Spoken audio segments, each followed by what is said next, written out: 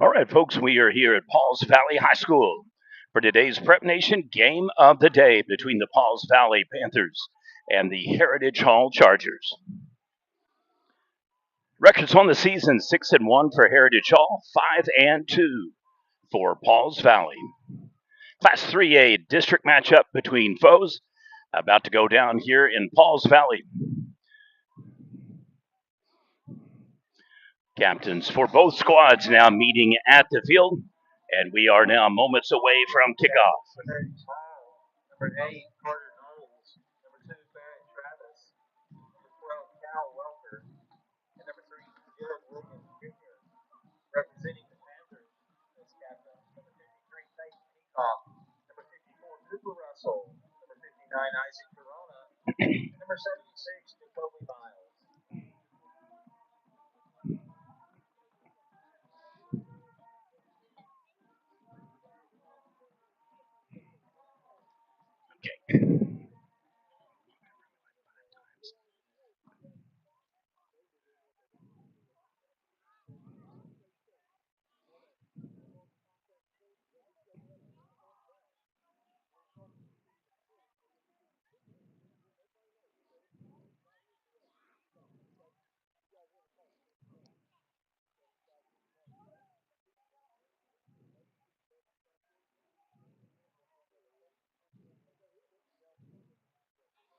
All right, folks.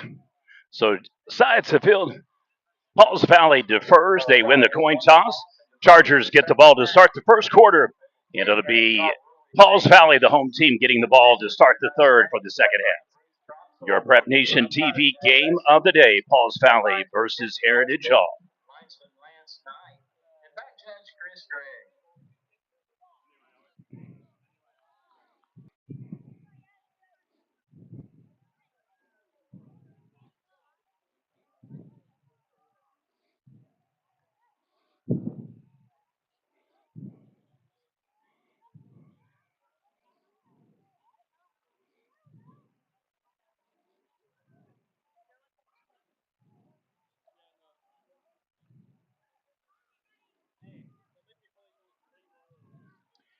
You're right in front of the camera.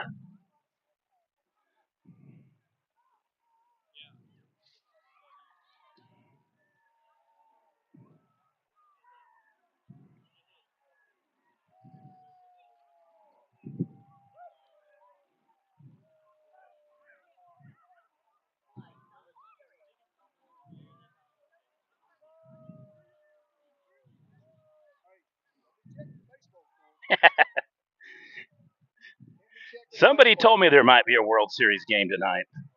41 years in the making.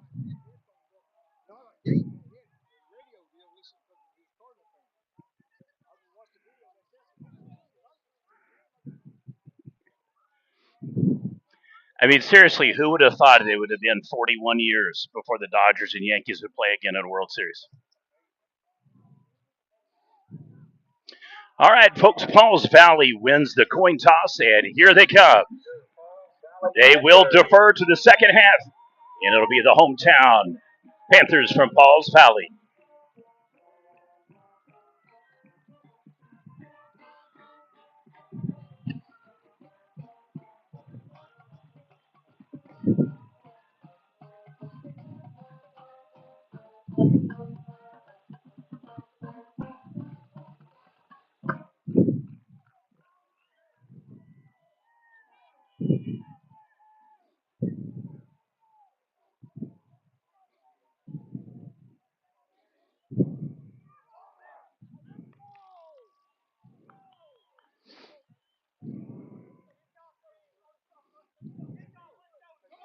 All right, here they are, up close and personal, folks.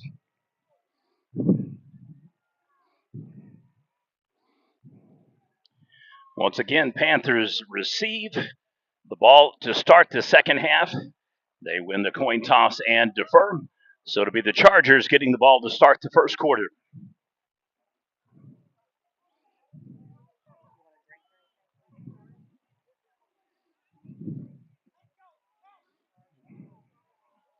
It's a live mic.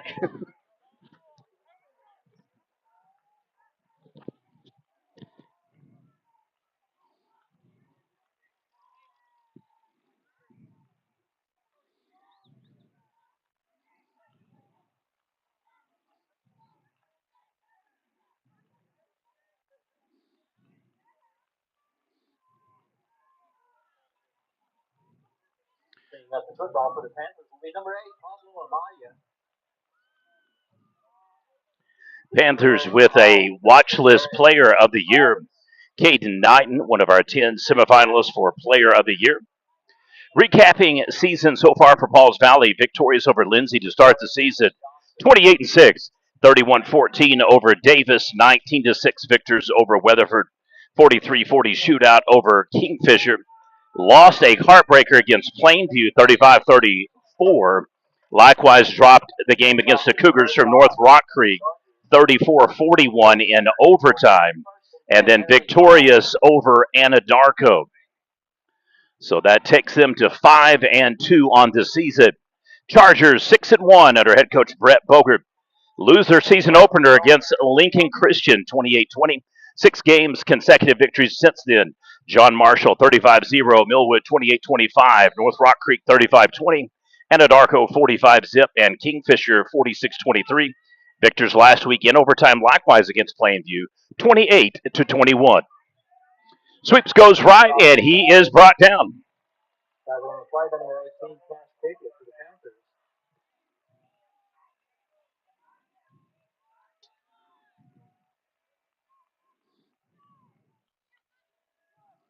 I'd like to thank Bravo's Mexican Grill for today's live stream, video highlights, and your game of the day. Shotgun formation for the Chargers, 2nd and 3.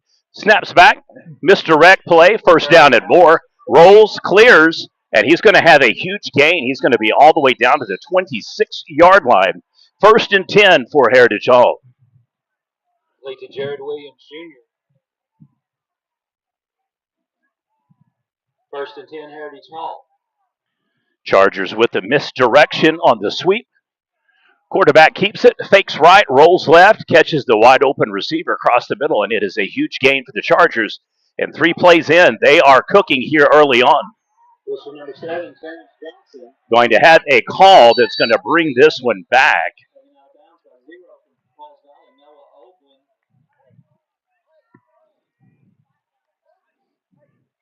Just don't know if it is flagged in the backfield or on the line. They dropped the marker at the 25-yard line. Penalty flag on the play.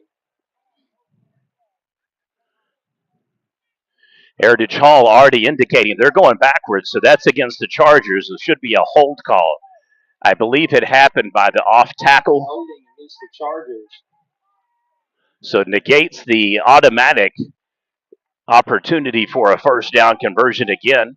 It'll push them back another 20. They'll be at their own 35-yard line now. Officially, it's marked as 1st and 16 as it's a spot foul.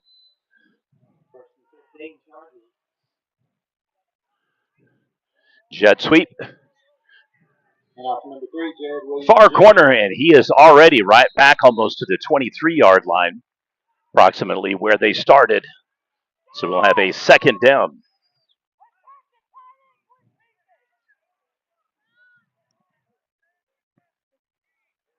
Kind of weird. We've covered baseball since first part of August, and then fast pitch softball. This is officially our first football game of the year, and it showcases Class 3A district competitors in Pauls Valley and Heritage Hall. Split formation for the Chargers. Quarterback lines up in the shotgun formation. Quick read. He'll hand off. Cuts back to the right. Keeps him on the outside corner. Cuts to 20-15 into the 10. And it's going to be another first down for Heritage Hall. Chargers moving the ball very efficiently and quickly. And it has been an impressive opening drive for Heritage Hall so far. Short of the one holding call, it has been first down, and now first down on consecutive plays. Ball is spiked right outside the 10-yard line, so they'll have to go the full distance in for the first down. Otherwise, it'll be about the 40-yard line. Sweeps again right, quarterback keeper scampers, met in behind. Nice tackle by Pauls Valley. And it is the first net loss play of the game for Heritage Hall. Play by 15, Skeet Jolly for the Panthers. Looks like they're going to make it a 1.5 yard loss. He's all the way back to the 12-yard line now, so make it 2 yards. Ball was just off the 10-yard marker. about the width of a football plus a little extras. So Heritage Hall will have their work cut out for them. It is officially a second and goal, but second and 12 is, in fact, what they will need. He cuts the difference and runs it all the way up to the 7-yard line. As you can see right there on the marker.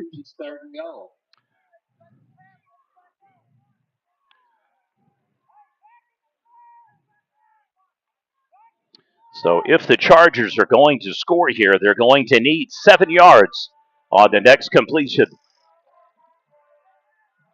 Split formation, empties out the backfield. Pulls back, reads, scans, fires across the middle, and it is overthrown.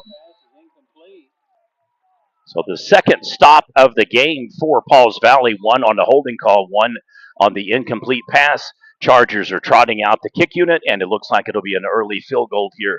So that is a major, major victory for Pauls Valley. Keeps Heritage Hall from being able to score the touchdown, and potentially here now just a field goal. 9:04 remains, your PNTV game of the day.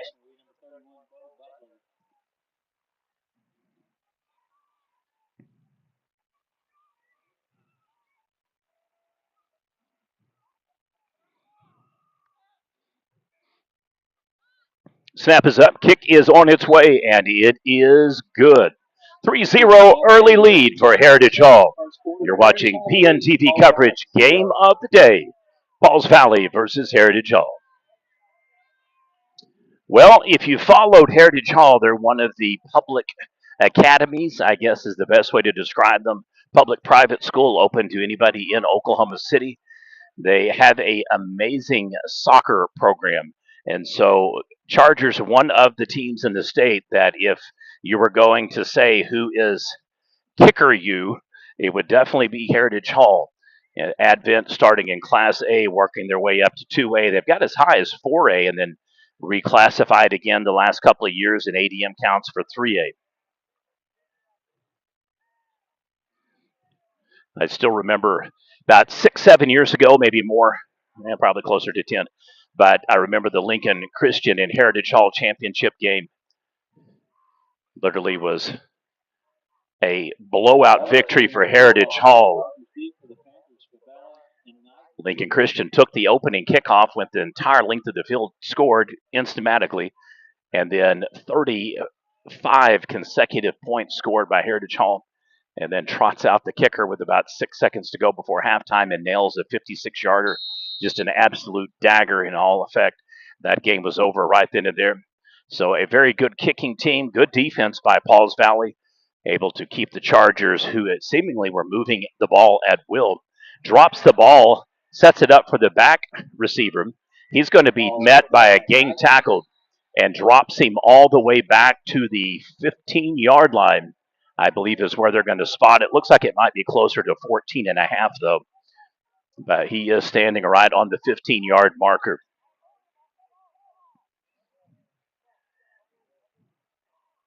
First and 10, Panthers from their own 15-yard line.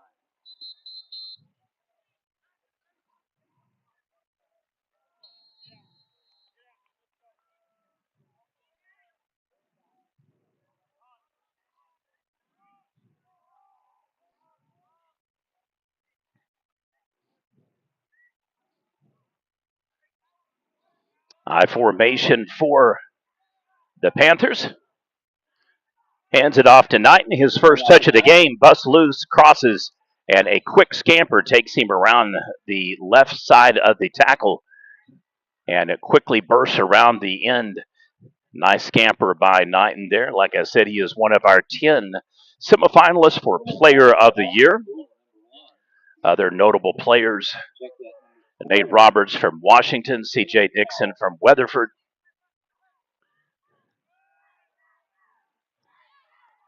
And to the 25.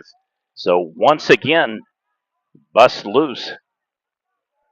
And maybe enough for a first down. Yep, it is. First and 10 at the 23. So they needed about 10. They got exactly 10.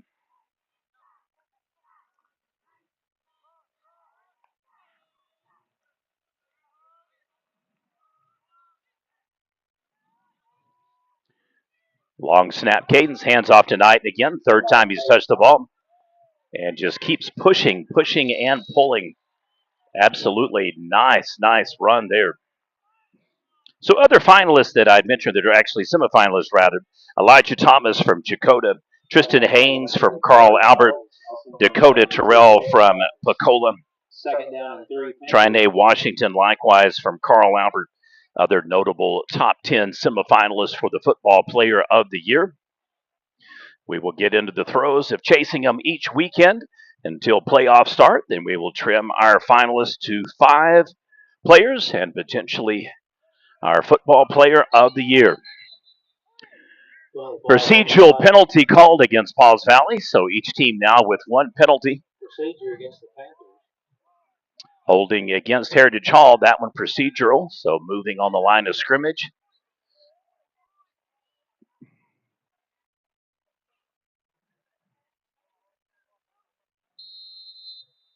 Second down and 8, Pauls Valley. Panthers spread out the backfield, so the one time that they have got hard right.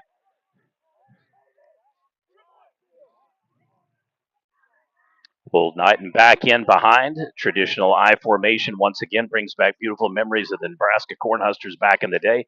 Takes the throw, throws, dumps it off, crosses the 30 and to the 35. And I believe that's going to be enough for a... Nope, it's going to be 1 yard short. So very close. So correction on that. Instead of a 1st and 10, it is 3rd and 3. Didn't get a very favorable spot. Tries to pull him off on the cadence. Audible being called. Notifies the jumbo package to the left. Wide out formation.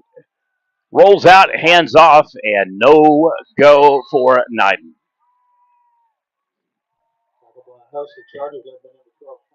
All right, so it is going to be 2 stops for the defensive squads. Heritage Hall held to a field goal after 4 consecutive first downs and pretty much just moving the ball at will. Pauls Valley with an opportunity here to pin the Chargers back. Ooh, quick thing. Bam. High kick, drops it. May have bounced off someone. I don't think so, though. And so it's going to be 1st down for Heritage Hall, their 2nd opportunity in the game. I'd like to thank Bravo's Mexican Grill, your PNTV sponsor for the game of the day. Ball is down at the Charger 40-yard line where it will be 1st and 10 Heritage Hall.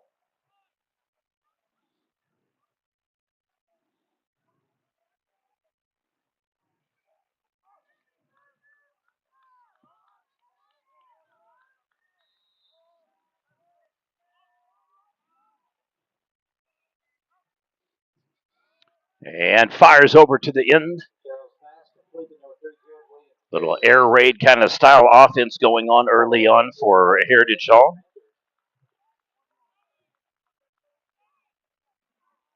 Second down and 4, Chargers.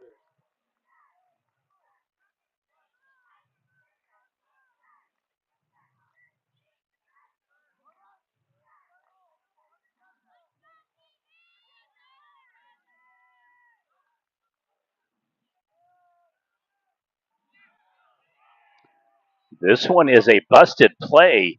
Still going to get a net gain out of it, though. Looks like he is going to get the 1st down just past the marker. So sometimes the plays that you did not originally call end up being very beneficial, and that's exactly what happens for Heritage Hall.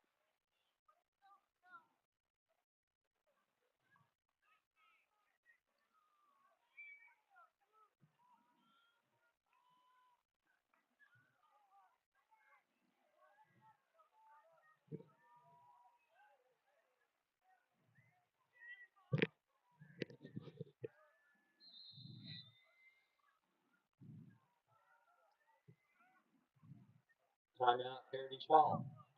All right, 4:57 remains in the 1st quarter. It is a 3-0 game between Heritage Hall and Pauls Valley. You're watching PNTV coverage, our game of the day. From the home stands, the Ag Boosters are selling walking tacos. They'll support our Ag Boosters.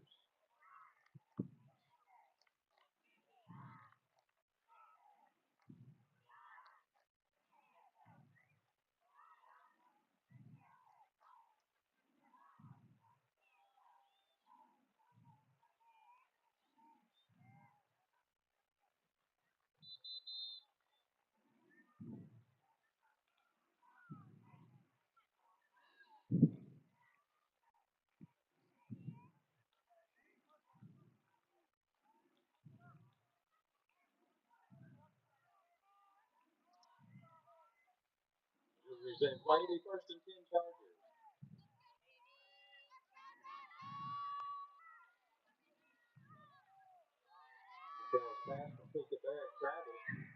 And another flag against Heritage Hall. I didn't have the camera on wide angle. I apologize. Looks like it's going to come back against Heritage Hall once again on the hold call.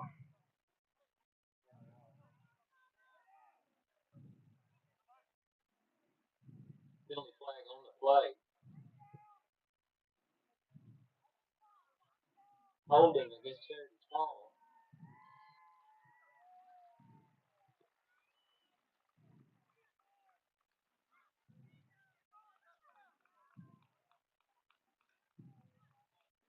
So the second time that it has negated a first down gain. Wow. So only cost them an extra 6 yards. The first time, this one's going to be a +7. So back-to-back drives, 1st and 16, 1st and 17. It's going to make back virtually 4 or 5 yard gain there, back up to the original line of scrimmage, and then crossing in toward maybe the 40, 45 yard line, I believe. 2nd down and 8 Chargers. So a 9 yard gain for the Chargers makes it a manageable 2nd and 8. A little bit of a funky glare on the field tonight. Not quite the normal sharp resolution until we get them back out from underneath the lights. Oh, fumbles it. Recovers by his own team. So the Pauls Valley defense definitely showing up tonight.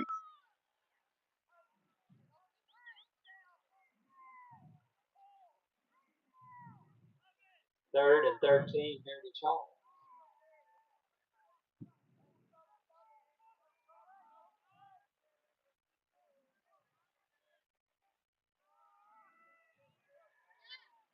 And intercepted by Pauls Valley. Takes it all the way to the goal line, crosses in, stumbles, and as long as he stays on the trajectory, he would have been in, but I think he's going to trip up at the last second there. Wow, what a play. I don't think he crossed the goal line, unfortunately, but they're going to be about as close as you can get.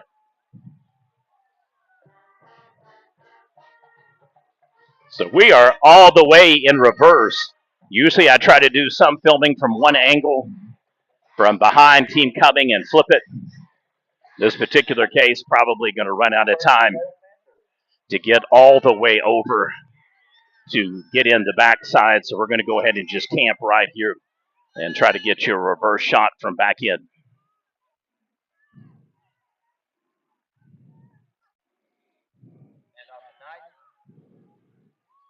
Knighton stretches, and they're going to say he is just shy of the end zone.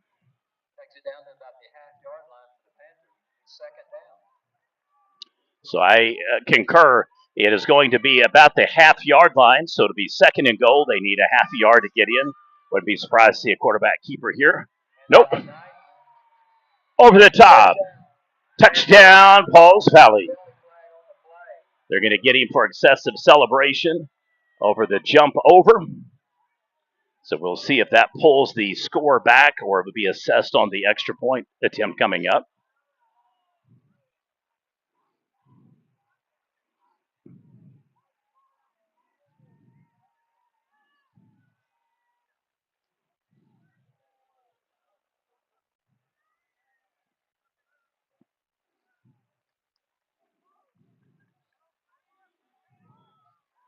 So coach is not happy, but it is an unsportsmanlike call.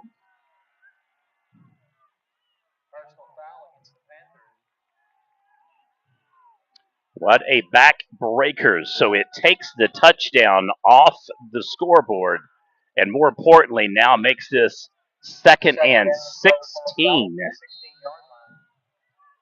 So 2 penalties each team. This one especially costly. We'll go ahead and get the play in first, and we'll update the encoder panel.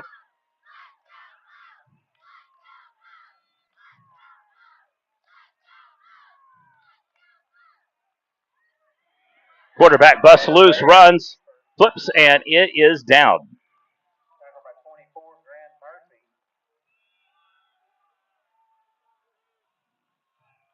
So the touchdown comes off the board, and now even worse for Pauls Valley. Third and goal, Panthers from about the 14-yard line. They only took 2 off the penalties, so it's going to be a huge 3rd and goal from the 14-yard line now. And really going to have to open up the trick playbook here. Because pretty much defensive backs have the opportunity to drop to about the 5, keep everything in front of them. Timeout, Pauls Valley. Panthers will snag the timeout. 2:16 remains here in the first quarter. Your score, Heritage Hall 3, Pauls Valley 0. You're watching PNTV coverage, game of the day.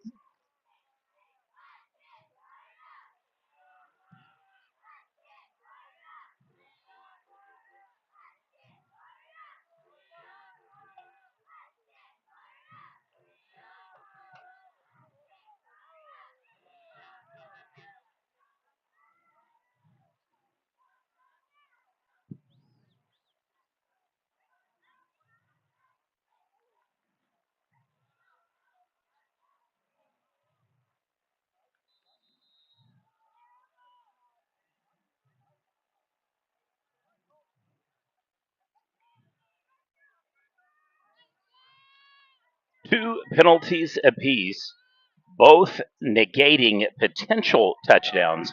And I say potential, Heritage Hall was on the move, had to settle for the field goal rather than the standard 3-4 scamper to get it in. And now the touchdown does come off the board against Pauls Valley due to a penalty. And they catch the ball, touchdown. So there you go, folks. Panthers reclaim the lead, 6-3.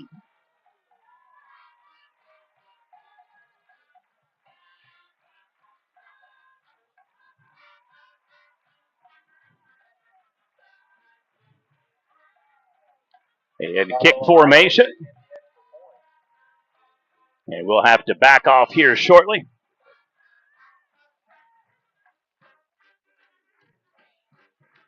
Ball is down, kick is up, and it is good. 7-3 lead for Pauls Valley. 11 left in the first quarter. Pauls Valley 7, Heritage Hall 3.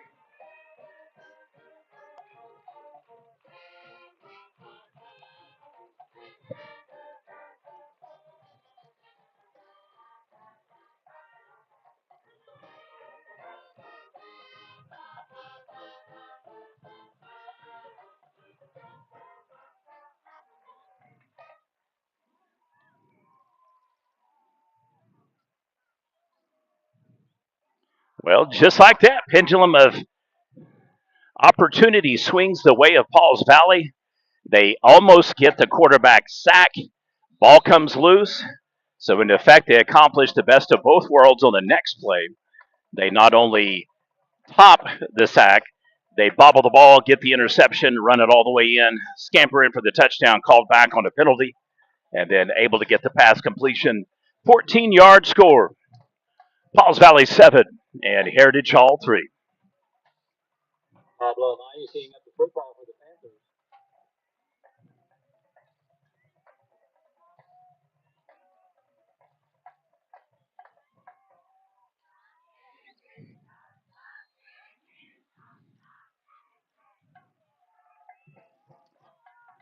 Only the second time on the season, I believe, that Heritage Hall has trailed in a game.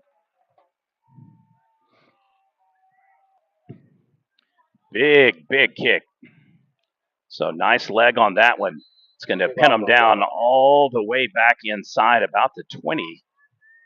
We'll see where they officially spotted. I'm still seeing 35 on the scoreboard. Sure looked like he got it farther than that, but I've been wrong once or twice.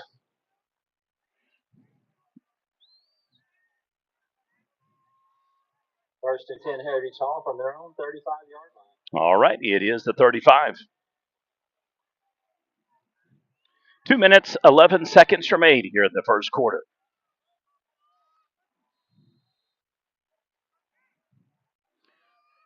Wide split formation, jet sweep action. Going to be a misdirection play. Going to be handing up the gut.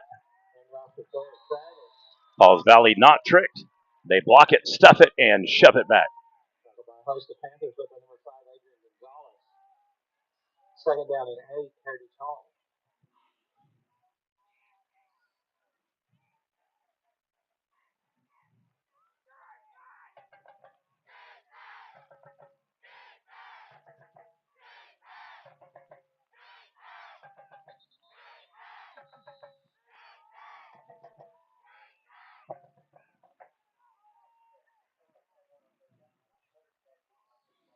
Timeout, Heritage Hall. Another timeout, so kind of some judicial work going on here, little gamesmanship. 1:39 remains. First quarter, it is 7-3 Pauls Valley over Heritage Hall. I'd like to thank Bravo's Mexican Grill for making today's feed and coverage possible. This is our PNTV game of the day, or correction, game of the week, and our first football game of the season. Been covering a ton of fall baseball and fast pitch softball. So, not many games last night that seemed to be a good fit, I would say, probably.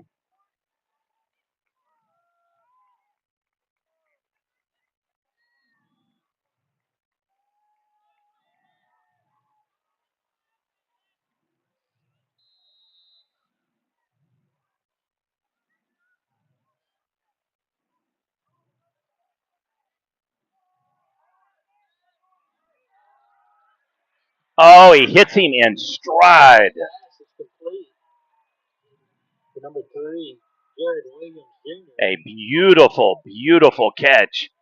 I didn't think that he was going to have the opportunity to pull it in. The ball was thrown on the far side of the field and it looked like it might be just like teetering right on the line. And he walks a tightrope. Stays in bounds, keeps possession of the ball, turns it into about a 60-yard gain for the Chargers. They're in split formation once again, hands off, zone read. It is a hand up the middle, and tackles and guards not fooled once again. So that is the third time that Heritage Hall has tried trickeration. So far, Pauls Valley reading it on the read option plays. And now down to a minute and 15 seconds to go here in the first quarter. It is Pauls Valley 7, Heritage Hall 3.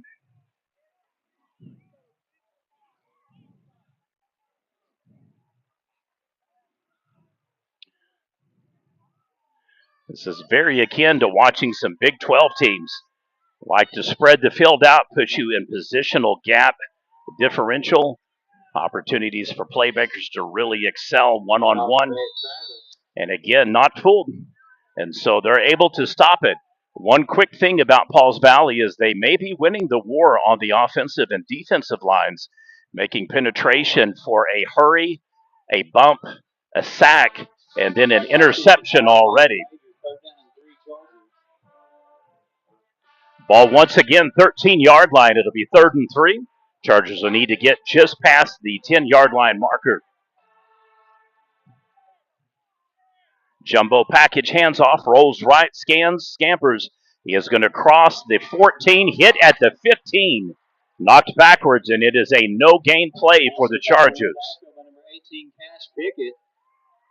It's 4th down.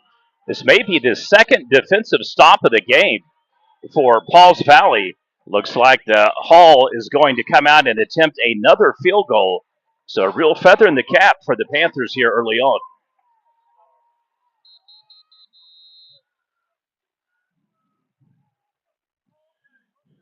We're going to have another timeout. Rate the coaches are going. They're going to burn them all in the first quarter. And that ends it. Your score 3-1. Heritage Hall trails Pauls Valley 7-3, your PNTV game of the week.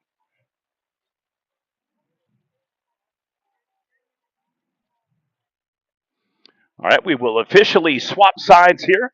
It has been a defensive battle, and 2 turnover and or penalties making a huge difference in the game so far. Pauls Valley getting a sack of the Hall quarterback, and then an interception setting them up for a score. A stop and penalty negating a Heritage Hall opportunity for a touchdown. Has to settle for the field goal, and as a result, it is a 7-3 lead. Pauls Valley over Heritage Hall. You're watching Prep Nation TV.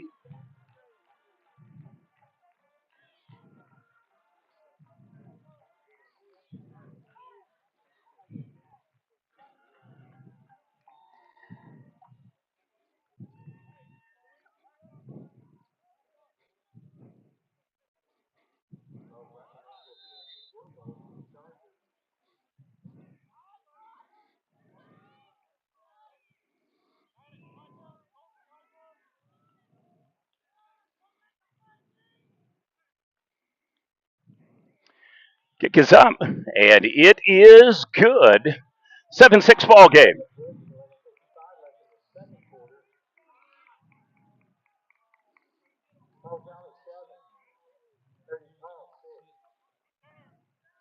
Well, the Hall scores twice.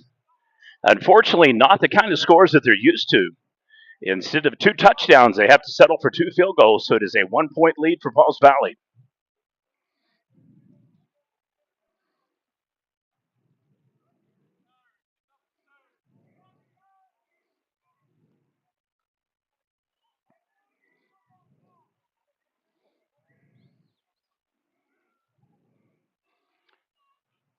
As I alluded to earlier, Pauls Valley having a lot of success on the offensive and defensive lines.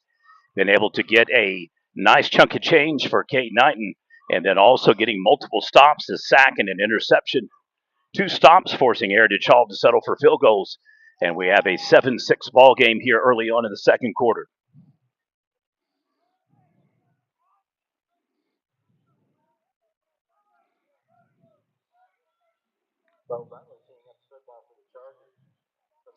A typical large number of timeouts used in the first quarter. So now Heritage Hall down to 1 timeout remaining for the half. So keep that in mind. Could potentially prove to be costly if they get into situational ball. Is going to kick that one right over toward us, snags it at the 20, make it 18-yard line. And immediately down, crossing the 30-yard line.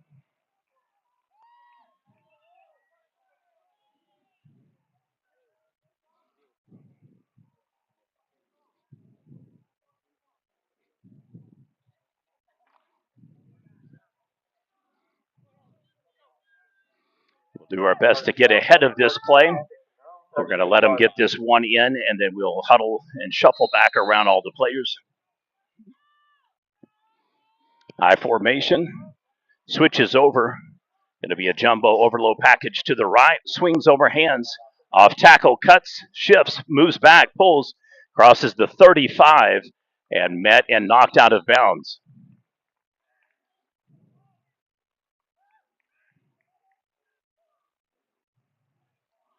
Looks like the ball will be at the 32-yard line. It should be a 2nd and 6 for, 2nd and 5 for Pauls Valley. Not showing exceptional dexterity and foot movement. Definitely shifts and moves a lot, does not stay on a basic preset trajectory. So a really nice kind of rabbit-style run. Takes the handoff. He is going to cross the 35, and with some momentum, he may be down at the 32-yard line. 39.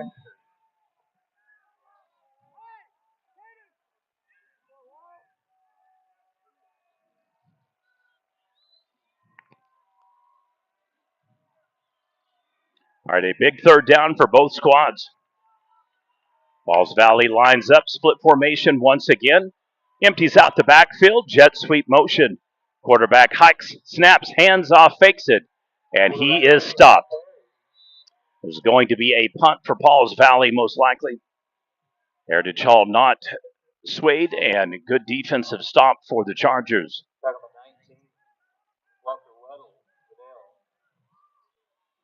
So in effect, looks like it'll just be a net 0 play.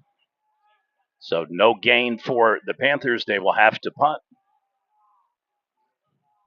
10 minutes now and going under for the second quarter. Oh boy, hikes it way over his head. He may want to just consider throwing this one away. Kicks it high. And we'll see what the call is officially here.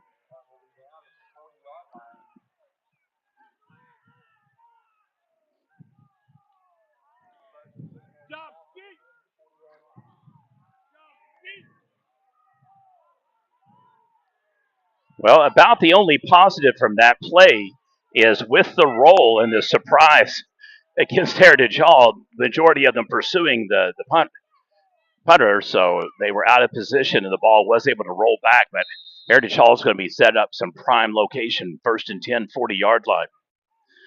Punter took a big hit. Trickeration, flea flicker. He's going to sling it, guns all the way down the sideline. 40-yard touchdown score for Heritage Hall. And they take the lead back once again.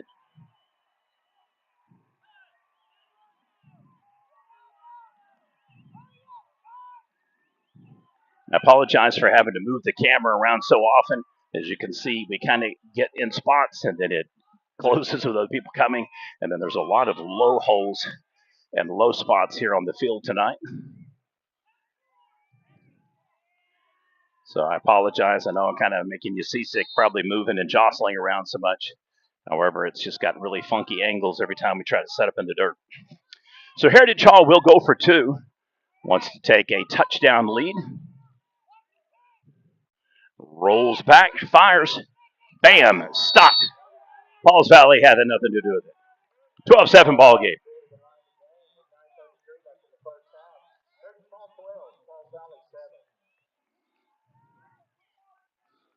All right, so yet another stop. Instead of a potential 3-touchdown game for Heritage Hall, it is 2 field goals and a touchdown. 2-point conversion is no good, so a funky 12-7 score that'll require them to either go for 2 again or get perhaps a safety or a field goal to try to get it back up toward a traditional score. Definitely will favor Pauls Valley in that particular scenario. 9:33 remains here in the second quarter. 12-7 Heritage Hall. Chargers jumped out to a 3-0 lead. Pauls Valley came back on an interception and scored. 14-yard touchdown pass, and then the Hall with a 40-yard triple flea flicker, and scores on the wide opening flare all the way down, pretty much hit him in stride around the 18-yard line and coasted into the end zone. You can tell how much respect they have for the kicker, because keep in mind, he's all the way back over the 35. This kid's literally down the 4-yard line. So he can kick it. If I'm guessing, I bet you the ball's going to hit somewhere about the 10-yard line. 2 different kinds of kickers. Heritage Hall goes deep, and Pauls Valley likes to do it. Goes shallow, so making me look dumb. Fair caught, 27-yard line, I believe. So they go with the short kick, trying to catch him off guard. Doesn't work. Chasing the 2-time defending state champs, Lincoln Christian. Wow, weird, funky kick off to the side. This one hooks. It's going to land out of bounds. It's going to pull a flag on that. So back-to-back kicks by the kickers, not necessarily what I would have expected. This one, he really just hooked it from the get-go. Don't know if he kicked it on the top side of the ball instead of making center contact with the foot, but it definitely hooked over.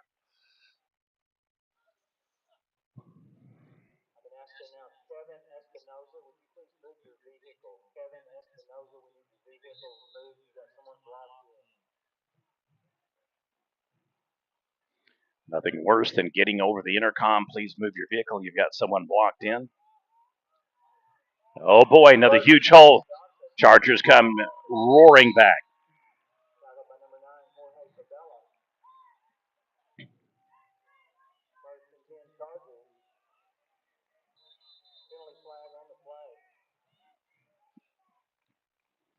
Could it be a third negated first down for Heritage Hall because of a hold?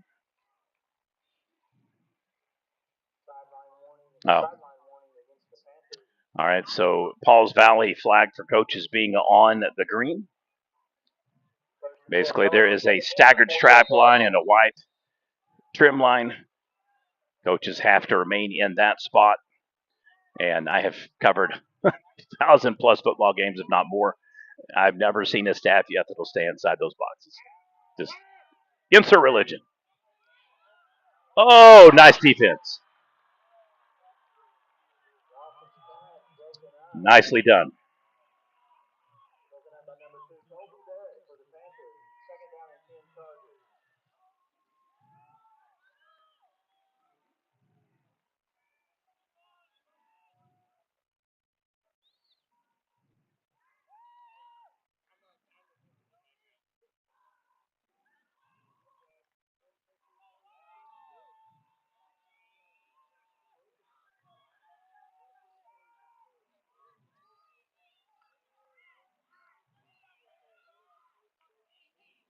And quick snap, hands off, another flag.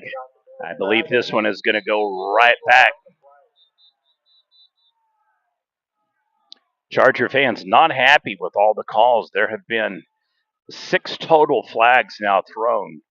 And if this one stands, it'll be 4 out of 6 going against Heritage Hall.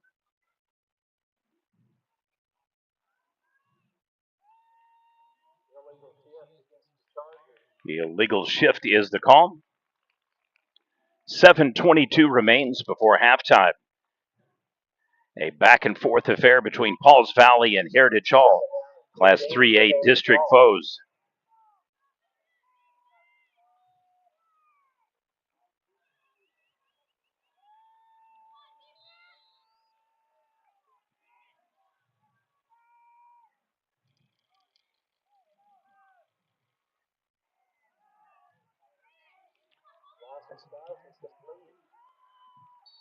Nice defensive close by the Panthers. However, it's going to be enough to make this an interesting call.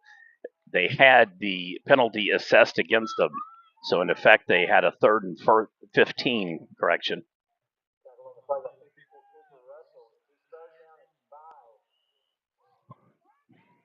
So they get the replay on the downs. I should probably say it was 2nd and 15. Now it's 3rd and 5. We're having kind of a glitch with the scoreboard, so I went with what it said, knowing I should have just gone with what I saw.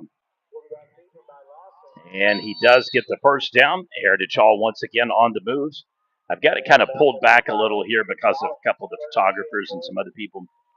So sometimes just need to reset a little bit on the angle for you.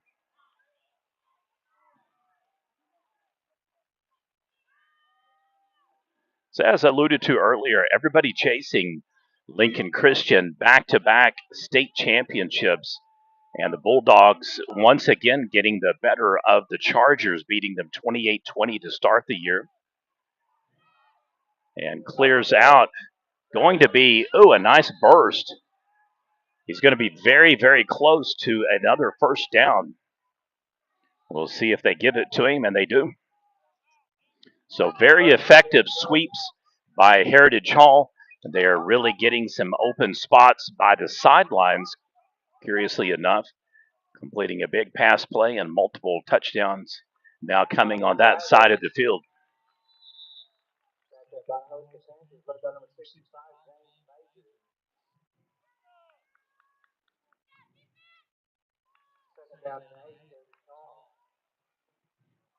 $5:50 remains here in the second quarter.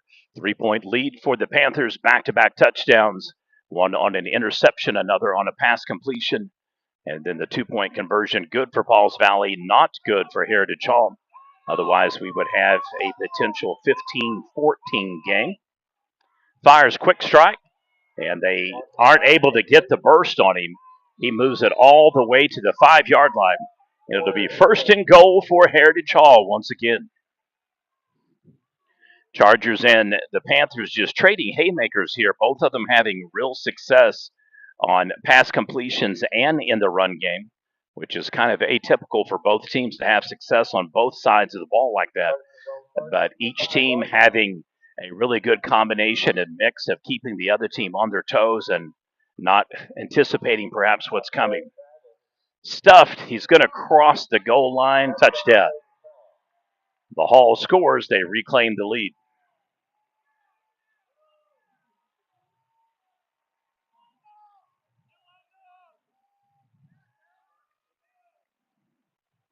Hit the wrong side of the thing there. Sorry, folks.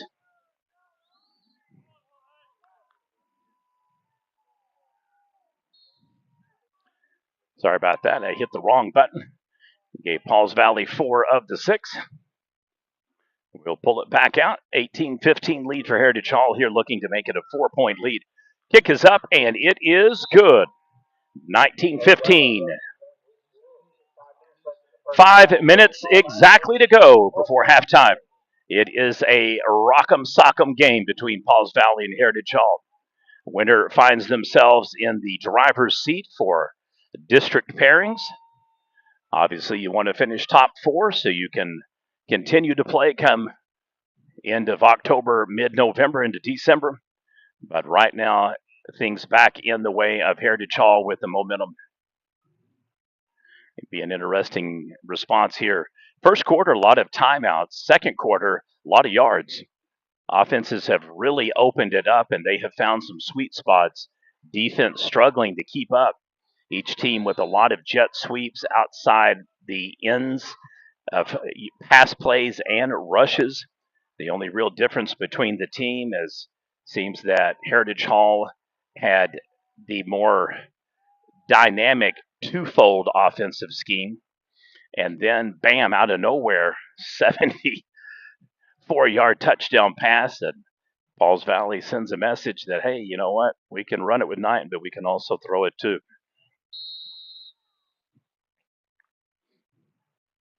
Interesting score with the 2 field goals and then the failed 2-point conversion. Could be a 20-15 game. Being nitpicky, obviously. If they had gotten the 2, then it'd be 21-15, but just kind of one of those games that is just a little bit odd and different, not your normal scores. Oh boy.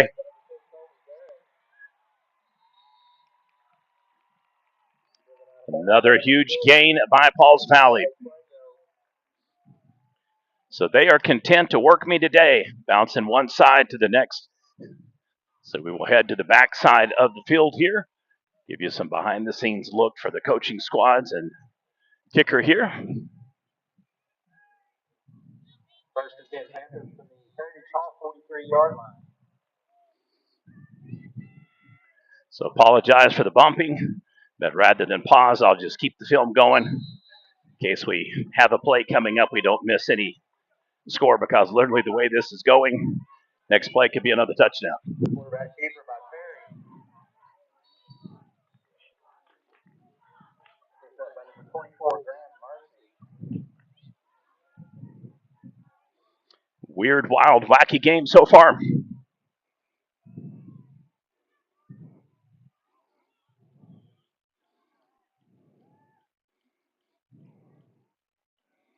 Just when it looks like one team has got the momentum, clearly on their side, clearly in control of the game, the other team just absolutely hexes them and comes roaring back. So his pass complete to number 4, Maddox Grant.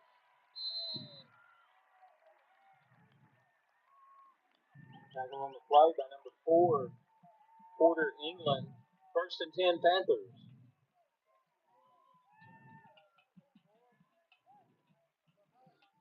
So just like that, it's going to be one of those kind of games. Going to go out on a limb here and say that the teams are going to score probably in the 30s or 40s tonight.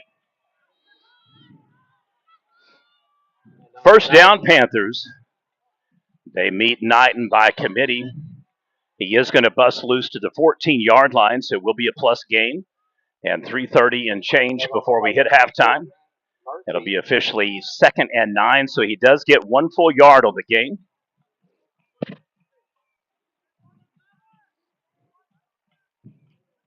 Second down and 9 Panthers.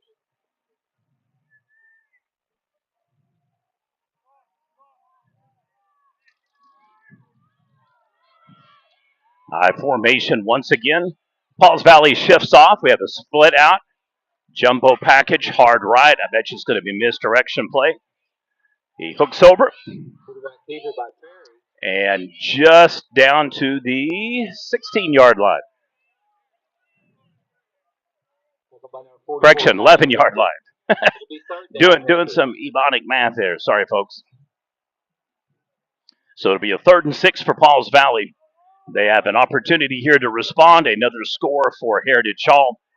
Back to back plays now. Touchdown scored early on in the game in the first quarter. 2 stops, 2 field goals. Otherwise, could be a big lead for Heritage Hall. Otherwise, Pauls Valley threatening to score here again. They're going to need at least 6 yards to get the first. Quarterback keeps it, not going to get it. I don't know that he's going to get any plus on the yardage. Looks like it's going to stay closer to the 10.5-yard line. And it'll be 2 minutes to go before halftime. So just inside the 11. So in layman's terms, he doesn't get a gain, but he gets basically about a half a football gain, I guess, on it. Interesting. Kind of surprised that with all the timeouts being used in the first quarter, that Pauls Valley isn't going to go ahead and burn these last 2 because they, can't keep them. You don't get this.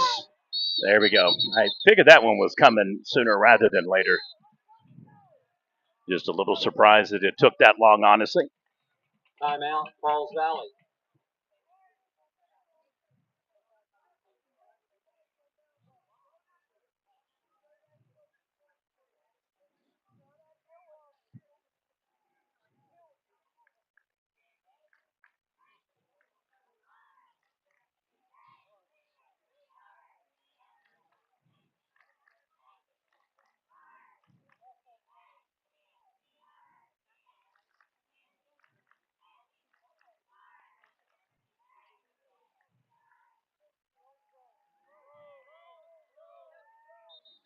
All right, 1:27 remains before half.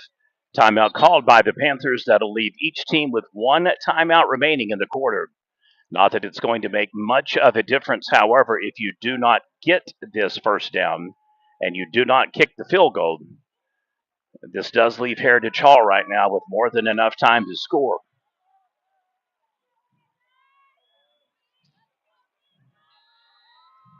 Right, he'll have to get inside the 5-yard line to make it 1st and goal. Snaps the ball, drops back under pressure, chased, runs, stops, throws, and almost intercepted. No good. Chargers take over on downs. It'll be 1st and 10, Heritage Hall. 1:18 remains in the ball game before halftime.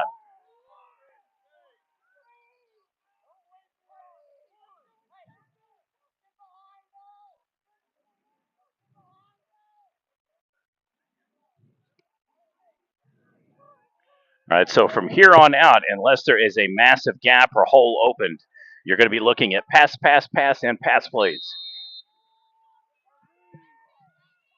Snaps it back. They do hand it off. Shocker. Going to have to use your last timeout. I do not get that call at all. You had a minute and 25 seconds. They don't use the timeout. We're now down to a minute to go, so you wasted 25 seconds to get 0 yards. And now they've got a wideout formation. Overload to their left or right. Another just no hoper of a play. Wow. Just do not get the play calls. Now down to 35 seconds. Wow. So Heritage Hall had a minute and 25 plus a timeout. They're back to their own 10. So they've lost yardage now and just not going in the right flow. 20 seconds. This could very well be now the final play of the quarter. Snaps it. Throws deep. Would expect to have seen this a lot sooner. Fastball's incomplete. Wow. 7 seconds, and it's going to have to be a punt unless they choose to go for it and just run the ball around and drain the clock. It is 4th and 11 for Heritage Hall. A absolutely just terrible sequence of plays. I don't get the handoff off tackle. I don't get the handoff up the middle. And then the rollback on the no gain on the pass play.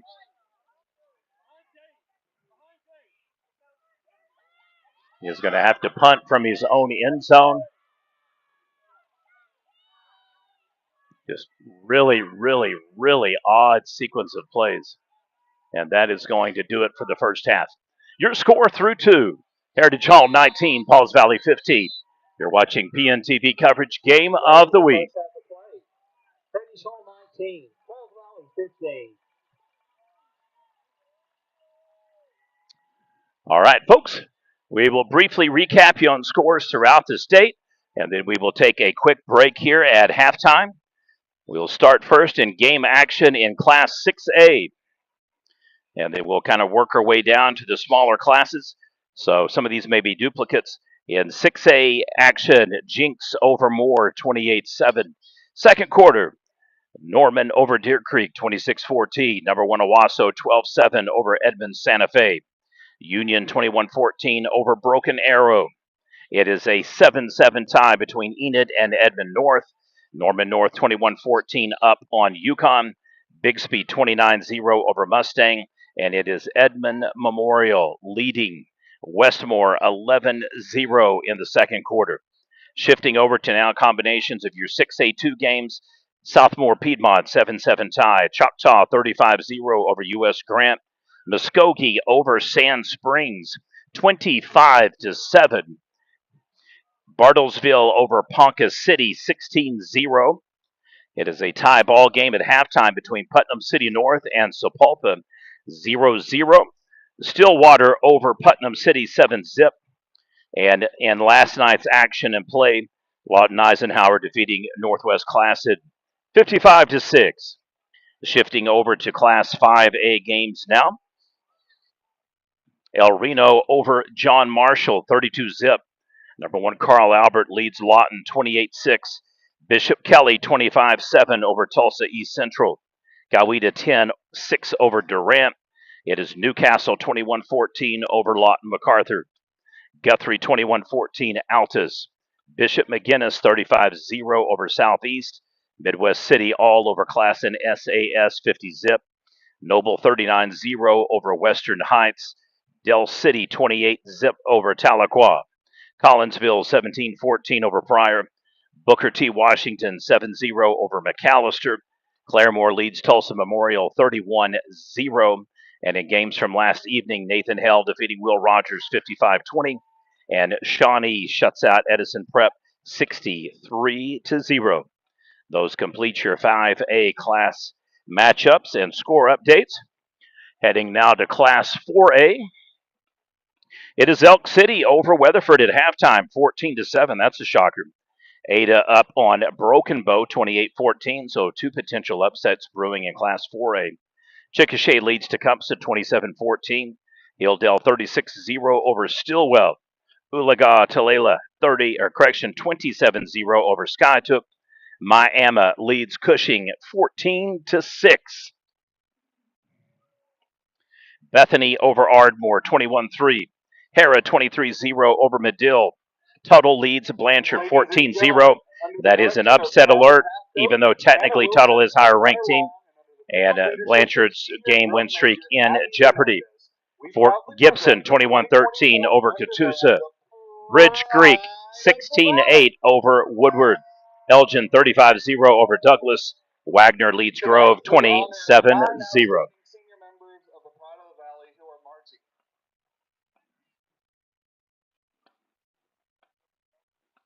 All right, well, he stopped, so I'll resume. Class 3A scores and updates. And he's back. Members of the Pride of the Valley who are marching on Thompson Field for the final time in their high school careers. The 2024-2025 seniors are Natalie Brown, flute. Aaron Culpesett, clarinet. In Class 3A, Bristow 28-0 over McLeod. Number 1 Lincoln Christian 55-12 over Chakotah.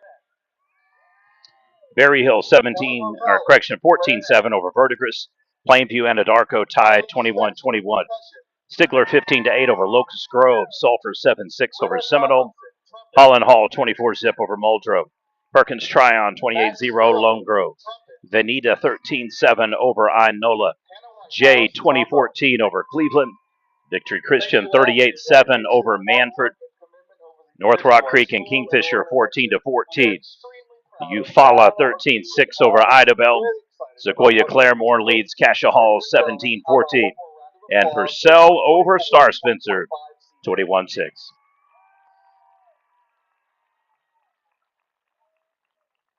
Drum Major Abby Hernandez, is your band ready?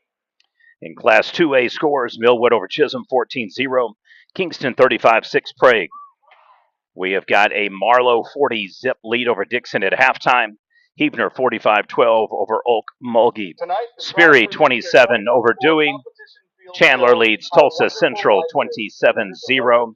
Number 1 Washington all over Lexington 34-zip at halftime. Same for Metro Christian at Westville 42-0. It is Kiefer 14-14 against Bethel. Hugo 35-6 over Roland. Jones 41-0 over Mount St. Mary. Lindsay leads Crossings Christian 8-3 at halftime. Oklahoma Christian School over Blackwell 40-zip. Perry wins over Crooked Oak on a forfeit. Sequoia Tahlequah defeating Daniel Webster, Tulsa Webster last night 62-20.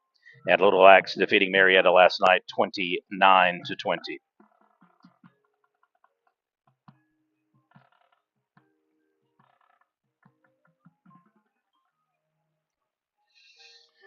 Completing 2A play, Stroud over Cassidy 27-7. Alva up on Kellyville 32-0. Holdenville 6-3 over Community Christian at halftime. Wyandotte over Commerce 21-10. Beggs over Colgate 34-0. Colcord over Chelsea 32-zip. It is Henrietta over Antlers 15-0. Dibble over Tishomingo 8-0. Valiant 28-0 over Morris. Meeker 7-0 Newkirk. Salina 14-0 over Kansas. That would be an upset. Spiro 21-0 over Atoka. Davis over Comanche 42-0. Keys over Adair 14-8. And Hennessy over Luther 3-0. I also have a Vian score update over Wilburton 35-zip. That concludes your 2A score updates at the half.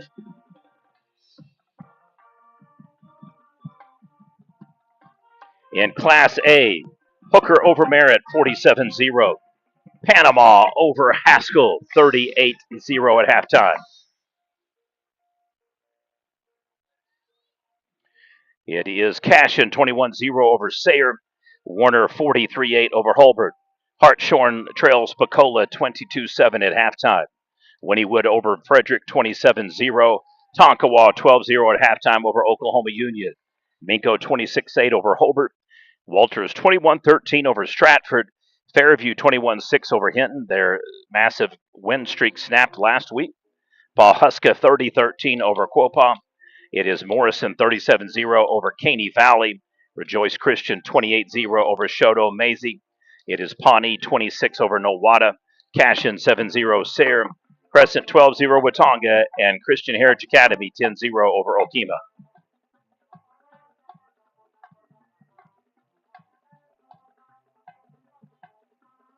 Continuing Class A updates, Wilson 34-14 over Elmore City Purnell. Central Salisaw 28-0 over Allen. Woodland 46-0 over Summit Christian.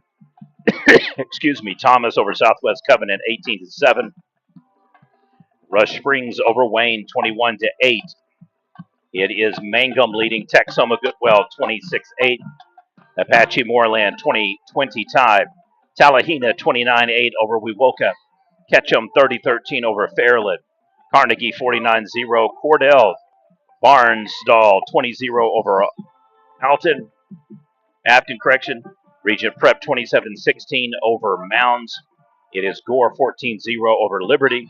And then no scores to report from multiple other teams. However, last night, Ringling did defeat Kanawha 38-15.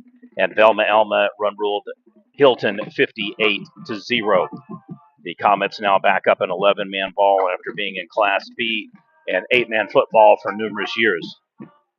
Now doing updates for Class B at the half. It is Turpin over Garber 24-14. Pond Creek Hunter 6-0 over Pioneer Pleasantville. Central Marlow leads Burns Flat Dill City 24-16 at the half. Yale over Drumright 14-zip at the half. It is Caddo up on Keota 14-6 at the half. Dewar Run Rules Quinton 53-6. And then we have got a couple of scores from earlier and last night. Waurika defeated Snyder 44-14. Laverne over Oklahoma Bible 53-8. And Hollis over Empire 38-12. Those are final scores. Continuing now in Class B. Keep in mind, some of these are B1, B2, A1, A2, and so on and so forth. Wesley and Christian over Arcoma 22-8. Thackerville 28-20 over Wetumpka. Wacoma 16-2 over Davenport. O'Keene 28-24 over Boise City. Cherokee 40-0 over Olive. It is Wilson Henrietta victorious over Gans Run Rule 48-0 or Mercy Rule. Copen over Weber's Falls 22-12. Walika 32-0 over Strother at the half. It is Cyril and Alex in a Rock'em Sock'em game, 30-28. Alex, that would be a surprise. Shattuck up over Canton, 36-0. And then in final scores, Covington Douglas 54-8 over Coyle and Sealing 48-0 over Ringwood. Those are your Class B scores at the half. Wrapping it up with Class C. Paola 22-6 over Fox. Ryan has beaten Bray Doyle 60-0 on Mercy Rule. Tyrone 28-6 over Buffalo at the halftime. Winoka 44-12 over Balco Forget. Welch and Medford 14-14 tie at the half. Tipton Granfield 16-6 at the half. Mountain View Godiva over Corn Bible 20-14. Timberlake has defeated Kremlin Hillsdale 46-0. Geary with a 15-0 in district forfeit over Temple. Sharon Mutual beats Beaver 40-0. Blue Jacket defeating South Coffeyville 38-34. And your final Class B score, Maysville over Maud 44-18. Those are your at the half updates by Prep Nation TV.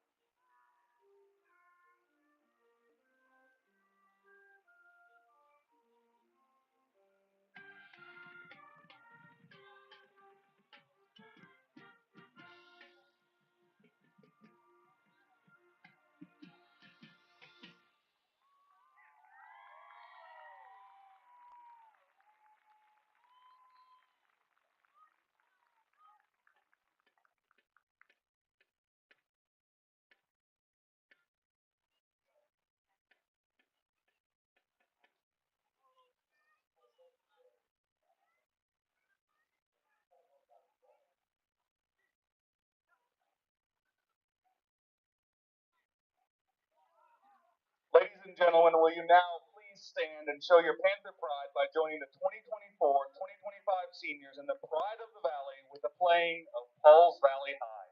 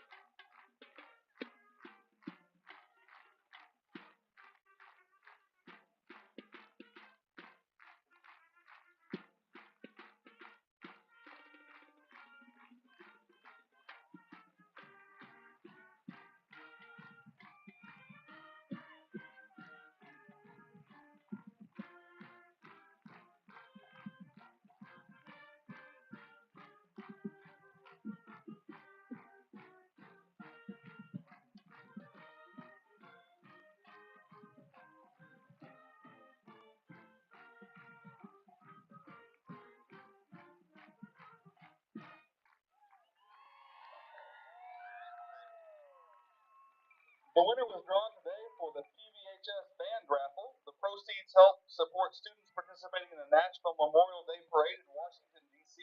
on May 26, 2025. The winner of a Yeti Rode 24 full of prizes valued at over $750 was Molly Watson.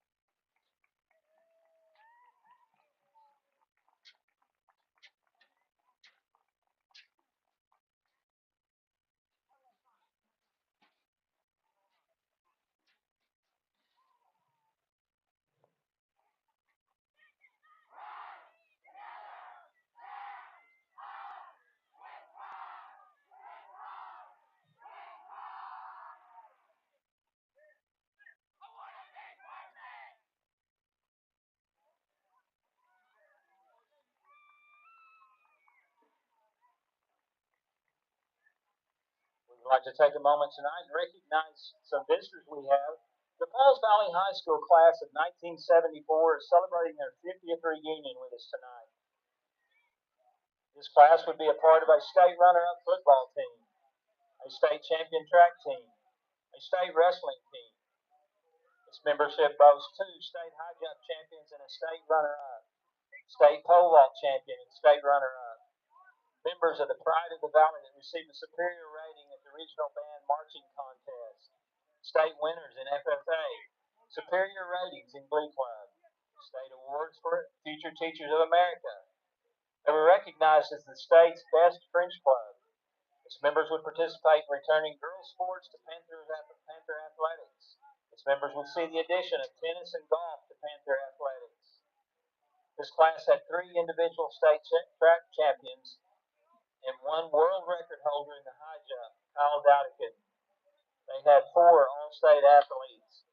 We welcome home the Pauls Valley High School class of 1974. We hope that you have an amazing weekend here at home in the Valley.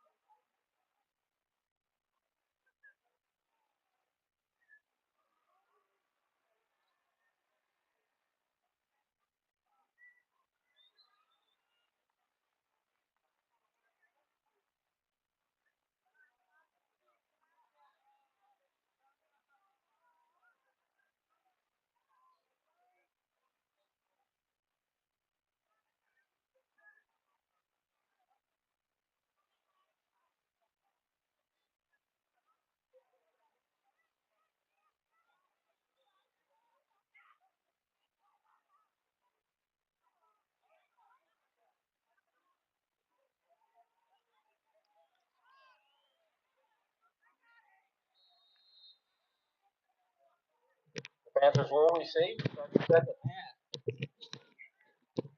Bo Butler kicking off for the Chargers.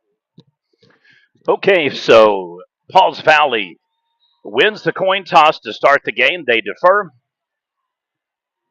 Looking smart to start the third quarter here. Ball is taken by Jorge First Favela. opportunity to potentially put some points on the board in the third.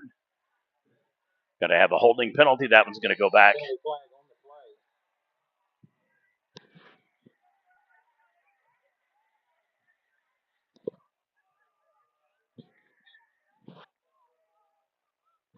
So probably would have been better off to not hold with no gain. It's going to pin them inside their own 10-yard line.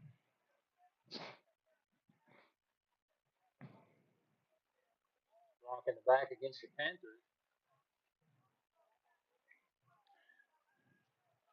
Debating on whether or not they'll be at the 13 or if it's going to be. 13-yard line. So they are going to have a mountain to climb over to get back in scoring position here. Third quarter officially underway. Heritage Hall 19-15 over Pauls Valley. Your Prep Nation game of the week. Caught myself earlier in the game of the day. I'm used to doing them every Monday, Tuesday, Thursday, Friday, Saturday. Only game officially this week. It's a good thing I've had some time off. I've been working on graphics, stats, posts, rankings. And off tonight. And it has just absolutely been, I think the earliest I've gotten in bed this week has been 2 a.m. Been a couple of nights, 4 or 4:30, or I should say mornings. Second down and 3 Panthers.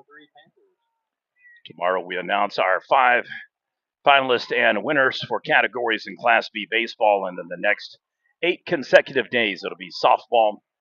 And then we'll start resuming our posts on softball stats here in a day or so. Tried not to bury the feeds, already doing enough posts on our Prep Nation page. If you haven't followed our channel for our YouTube channel, please go to the homepage, click subscribe. It is free. It'll prioritize content. Whenever you're in the app, you'll see the content that we produce more often. If you're on social media, you can go to Facebook and follow us. Our page is Prep Nation.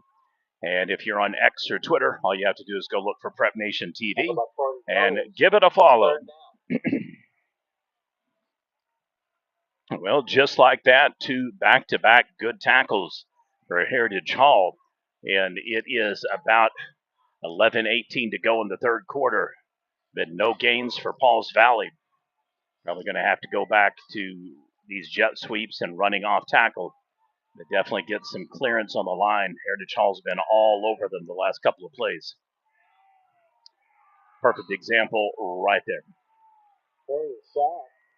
Probably 5-6-yard loss. Off the ground for the Chargers. It's 4th down. They just cannot be able to get the separation that they were getting early in the game. And it ends up being technically 8 yards gained. Oh, my goodness. Safety, Heritage Hall.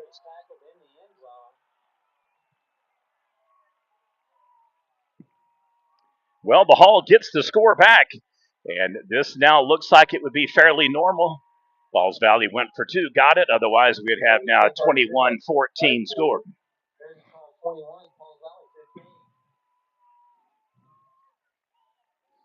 Well, 2 field goals, failed 2-point conversion, touchdowns, extra point, and that is where we now get with the safety 21 points scored for Heritage Hall. Well, that one almost happened early in the second quarter. They chased the punter back, hiked the ball over him, and he was able to stave him off and get him to the 40. However, Heritage Hall did score on that play as well, and then now making them pay. So kind of like a free play that bites you twice. Not only do you give up the 2 points, but you're right back on the verge of having to kick it to them again and give them the possession again. So could be a momentum shift and swing here for the Hall. We'll see at the football from the Panther 20-yard line.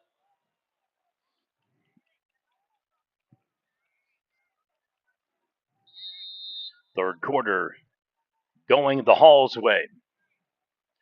Like to thank Bravo's Mexican Grill, our sponsor for today's live stream, video highlights, and hopefully the post-game interview with Caden Knighton. And wobbler kick again. Oh, Heritage Hall is going to have exceptionally good field position. And I'm talking they may already be in Pauls Valley territory. Terrible kick. That's the second time that his button hooked and kind of just rolled on him. And they are just having a really, really hard time getting much trajectory and lift on the ball. Yeah, it's worse than I thought. He's now pretty much, they are 40 yards away from potentially scoring twice in the last minute of play.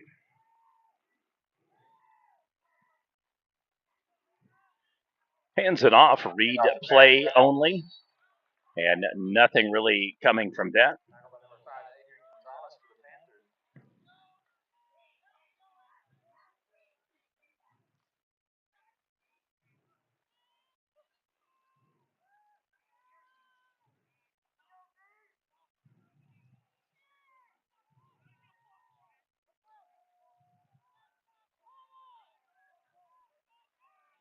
So this is going to be where the game is won in the trenches. Heritage Hall now dominating, whips it down the sideline, just overthrows him.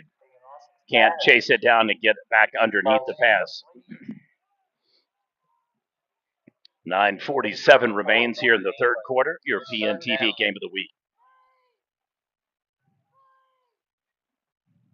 Neither team has really led by a full touchdown yet. It was a 3-0 lead, and then it was 7-3, then it was 12-7, which technically was our largest lead of the game up until this point. Now that we have a 6-yard differential, so rolls out and catches the receiver. The Hall moving once again into deep territory for Pauls Valley. A slow start to the game for the Hall. They had two potential first downs pulled back on holding calls and then unable to score either time with a touchdown, having to settle for 2 field goals. Apologize, we're on the move here.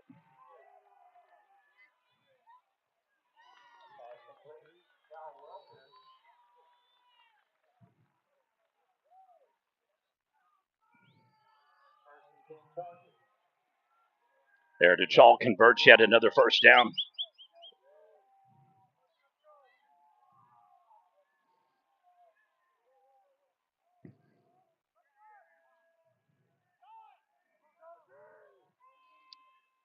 First and 10 at the 29. Shifts over, jumbo package. Jet sweep. Fakes the handoff, gives it to the tailback, and nothing doing. Heritage Hall's tried that variation a couple of times. Each time Pauls Valley has read it very well. They've either had losses or net gains of just about 1 or 2 yards trying it. Both teams seem to be really having all their success outside of the tackles and ends, and then deep passes. 74-yard touchdown for Pauls Valley, about a 60-yard bomb for Heritage Hall in between scores.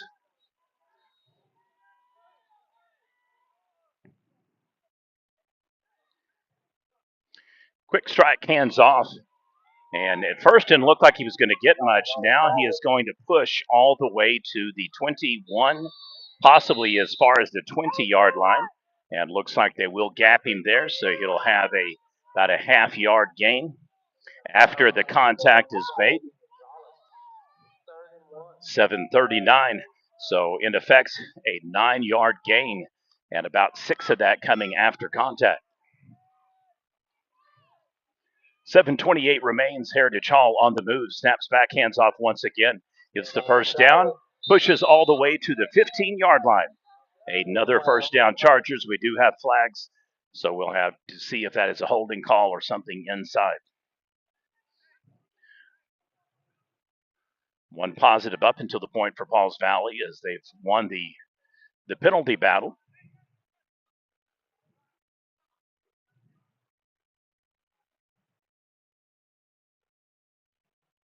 Oh, face mask. That one especially costly for Pauls Valley. Not only does it give them the first down, however, it'll set them even deeper in territory now here with an opportunity to score back-to-back drives after the safety.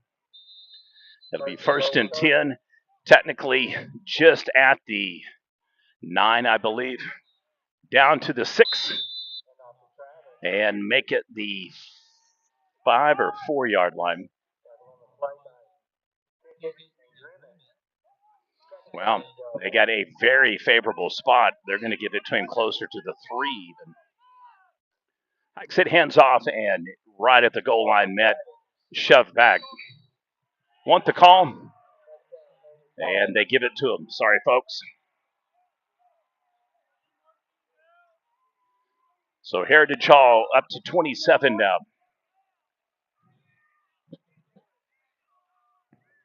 Did look to be down about the 1 yard line, give or take. There were multiple bodies kind of piling in on top that did kind of obfuscate the angle, but they are giving credit for the touchdown, so Heritage Hall will resume again on the extra point. Largest lead of the game for either team.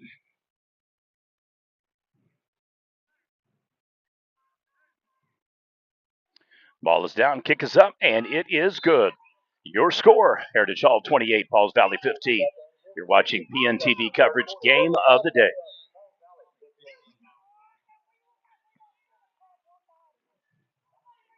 So double-digit lead now for the Chargers. Everything pretty much got started for them off of the turnover.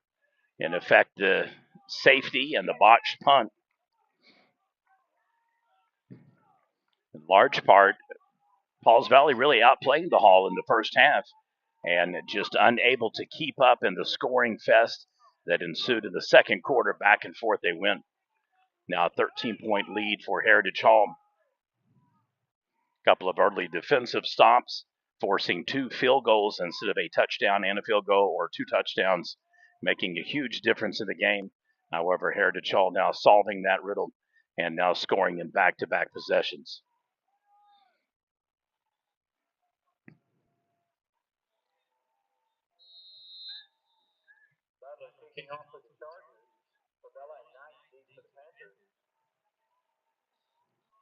Got trains coming through, plus an echo on the scoreboard sound.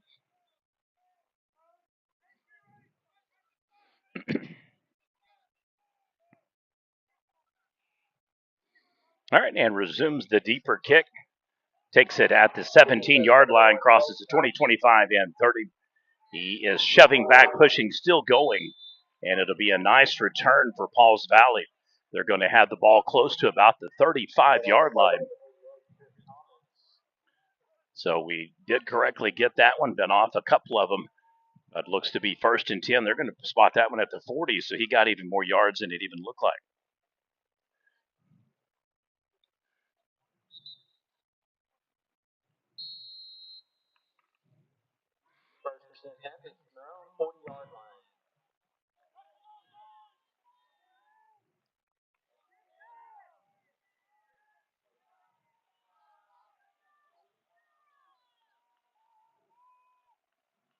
Heads it off. Knighton cuts. And group tackle shoves him back. So he'll split the difference on the 1st and 2nd down.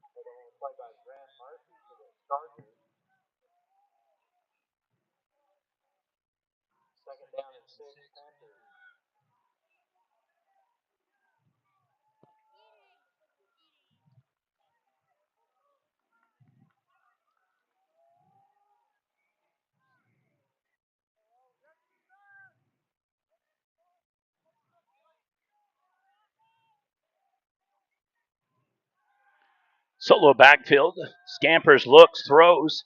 Across the middle, off the mark, going to be intercepted. Heritage Hall ball. Sorry on that. We'll go ahead and skip the highlight.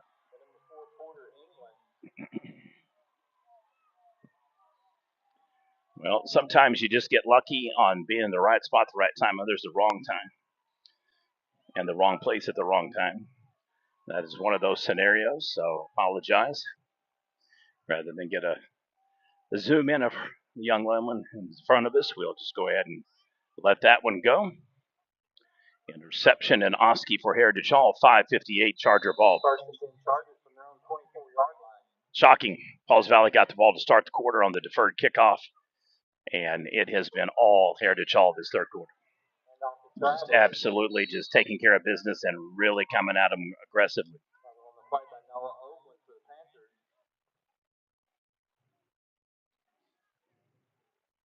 Second down and 4.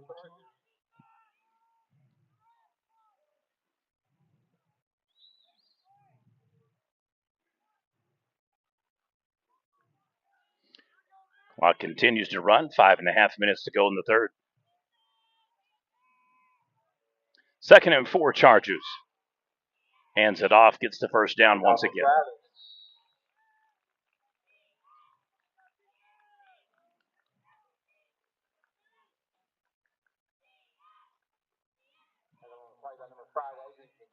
It's third down. They did not give him the spot.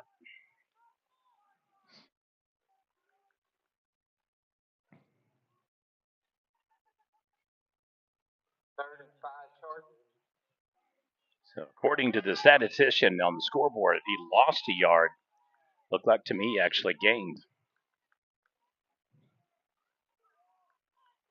Quarterback keeper, he's going to throw and fire just off the mark, as you can see. So a good defensive stop for Pauls Valley. They absolutely needed that.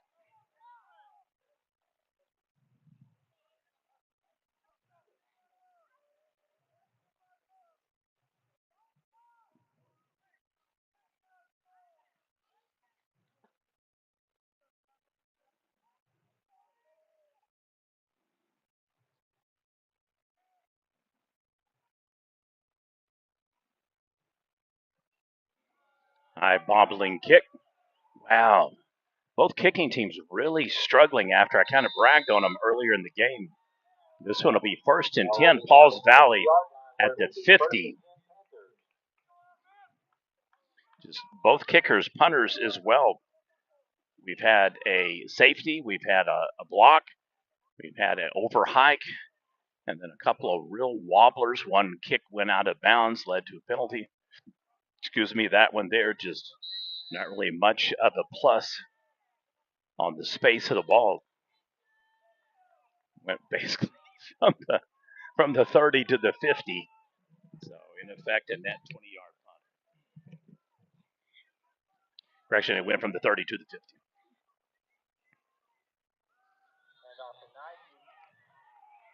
Knighton with the one-on-one.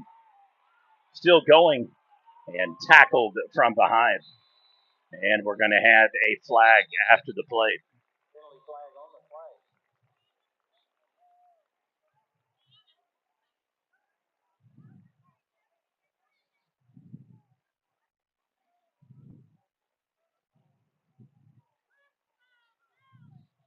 Personal foul face mask against the Chargers.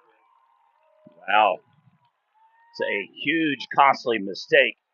Going to really give Pauls Valley an opportunity here to respond to Heritage Hall's multiple scores. And it'll be first and goal for the Panthers.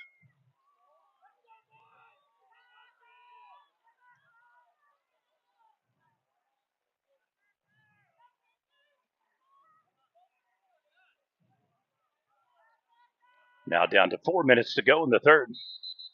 And another flag.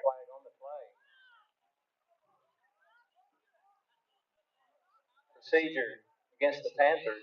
So the teams trade an offset on the penalties. So that'll make up part of the penalty for a face mask after the large gain by Knighton.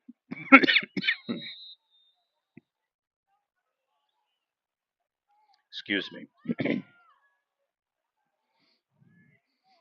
There's a really funky glaze over today, but smells like a skunk here close by. Ugh.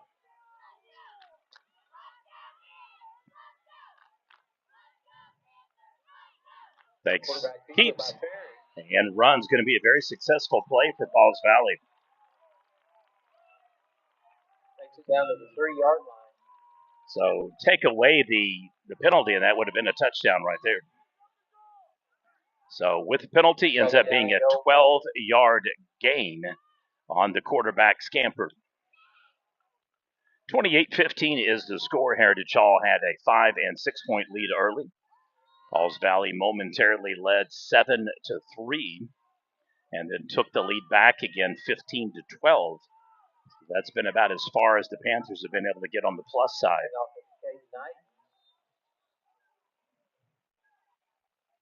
It's going to take us inside of 3 minutes to go. Very short gain, if any, maybe a yard. Third and goal.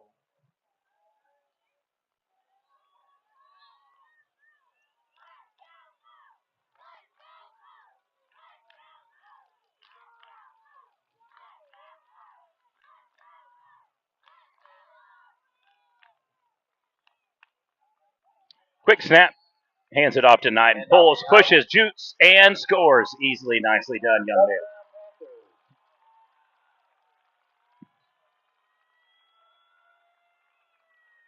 All right, so here is the dilemma that Pauls Valley finds himself in. Due to Heritage Hall kicking 2 field goals, missing a 2-point conversion, getting a safety, and then now Pauls Valley successfully in the game, getting their own 2-point conversion. This will cut into the lead and make it once again a 6-point lead and advantage Pauls Valley on a particular score opportunity to win the game. Extra point is up and good. Your score, Heritage Hall 28, Pauls Valley 22, 2:19 to go in the third quarter. You're watching PNTV.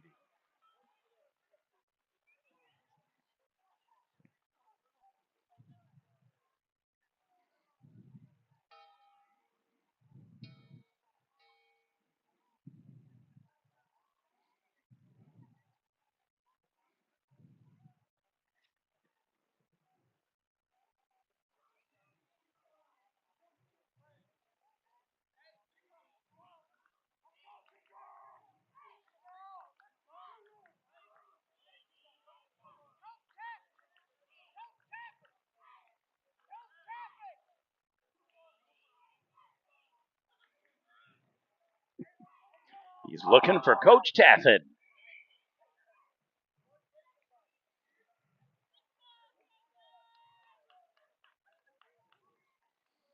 .219 remains in the third quarter. It is a 6-point lead. An opportunity once again for Pauls Valley to be able to get back on a potential stop here. Prep Nation. No, nothing. No, Prep Nation. We used to be OK Preps. Yeah. We're actually here scouting your player. Yeah, I know. I knew they was coming. Yeah. He got nothing to do with it. Yeah. No. They were panicking. I haven't done a Heritage Hall game in about 4 years, actually. They started doing it themselves, and they didn't need my help anymore. So I was like, I knew you was here for. All right, so back-to-back plays. Heritage Hall scores, safety, and touchdown. Reclaims the lead, second quarter, builds the lead, double digits, and then now back to a 6-point differential. Heritage Hall takes the early onslaught. Pauls Valley responds. This is a repeat pattern that happened a lot in the first quarter, especially, and then in the second as well. Wide open gap. He's going to come all the way through, and a nice large gain for Heritage Hall once again. 2:10 remains. We have got I don't know what's going on. Somebody is flagging. So I don't know if there's a player that is substitution. All right, that makes more sense. I didn't see anybody down on the field, but the officials kept basically hitting the horns and doing an official timeout. And now Heritage Hall is going to take advantage of the substitution package. So they're going to put 2 on the field. And so ends up kind of being a weird little turn there. 1 off and on for Pauls Valley, 2 for Heritage Hall. Group tackle stops him right at the line of scrimmage. Pushes back.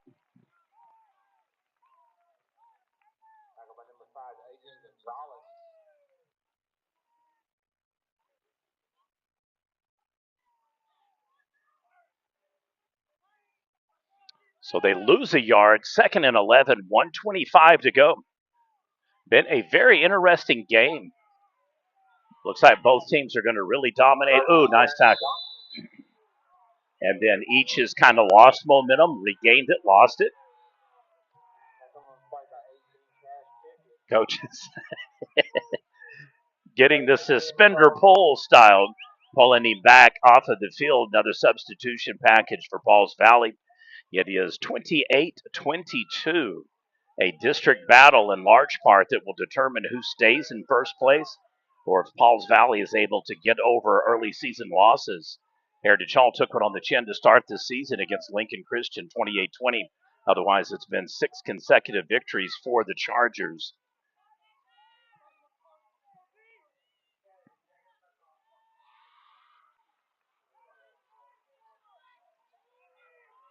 And a huge gain. First down, Heritage Hall. They're going to put him down at the 38, 39. That's where it will stand if there is no penalty against Heritage Hall. So he's going to be right at the 40-yard marker. And then if there is a penalty against Heritage Hall, that's going to be the 5th time in the game that and it is. So the 5th time Heritage Hall has had a first down called back, pulled back, or reversed pretty much on a holding call or a penalty. The other examples, there was one that was a personal foul, and then early in the game they had a procedural call against them. So I think they're now up to about 7, maybe 8 penalties in the game.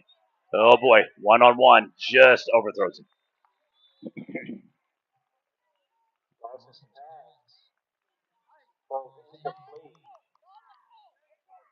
For Jared Williams Jr. Flag on the play.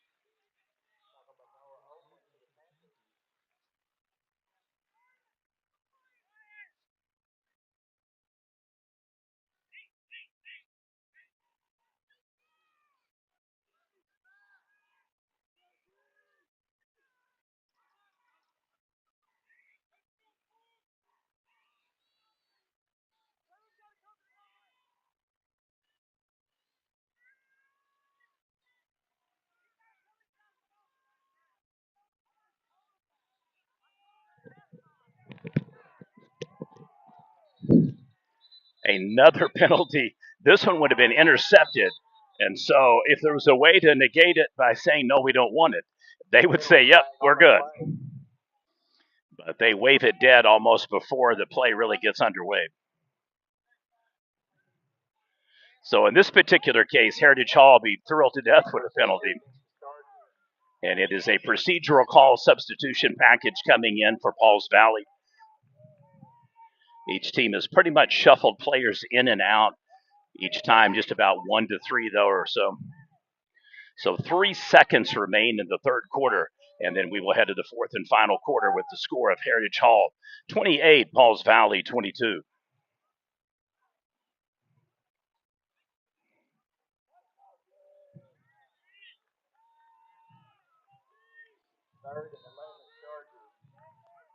So yet another penalty goes against Heritage Hall.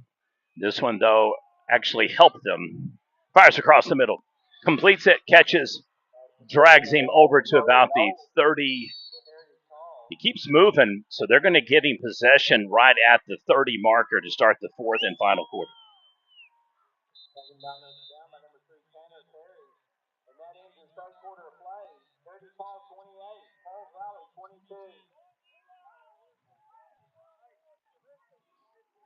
So it ends up being a good pass completion for the Hall. They undo the penalty, get the difference of the flag, and then get in effect an opportunity to resume on the 47 going the opposite side. And it'll be 1st and 10, Heritage Hall, 12 minutes to go in the fourth and final quarter.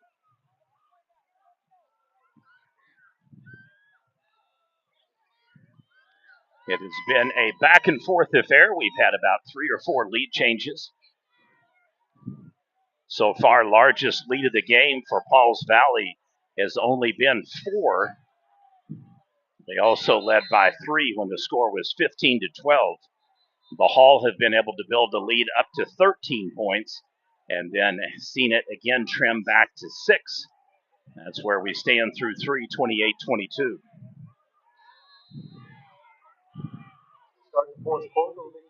I apologize for the slow motion on walking here. We've got someone literally right in front of me and just going the full length.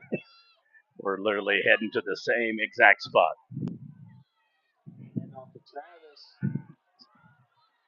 Heritage Hall all the way in. 30-yard touchdown scamper. I apologize, folks. That's going to be a terrible, terrible video highlight.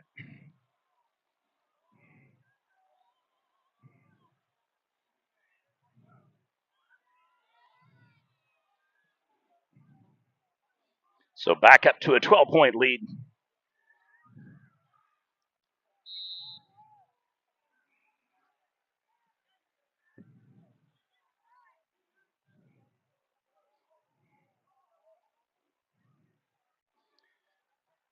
I was wondering myself how long it would be before Heritage Hall would figure out that they were going to be at a point differential anytime on a single point lead with only 6. So they're going to go for 2 yet again here. May not get it. Fires in the end zone, ricochets off, no good. So the Hall 0 for 2 on 2-point conversions. 34-22 is the score. I understand the rationale behind it. If they get it, it's back to a 2-touchdown lead. And if you kick the extra point, you still have the lead, but it's 13, and obviously 2 touchdowns can beat you.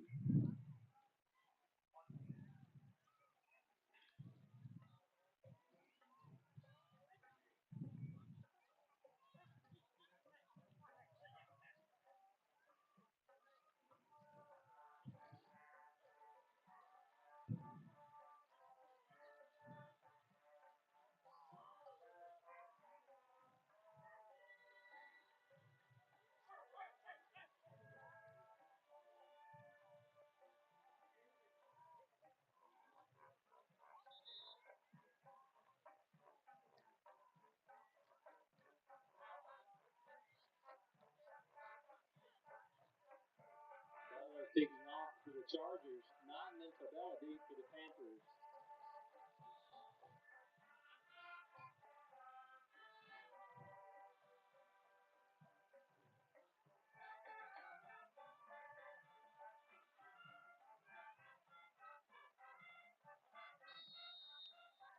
Sorry for the up close there. 11:52 remains. Pauls Valley has responded virtually every time that Heritage Hall has scored, with the exception of a safety and touchdown combo. So we'll see if they're able to do so again after the back-to-back touchdown scored by both teams. Oh, boy. Saved them. That would have pinned them in down to about the 4. So fortunately for them, it just keeps going and lands foul.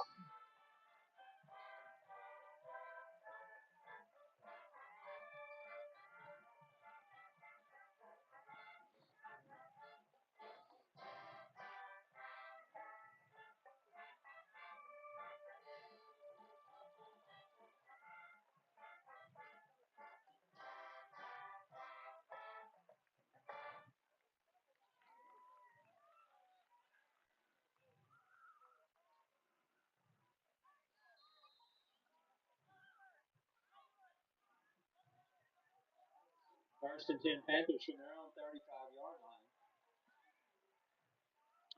line. And hands off tonight. Once again, bursts around the corner, busts up through, and he is going to have close to a first down, if not a 12, 13-yard gain.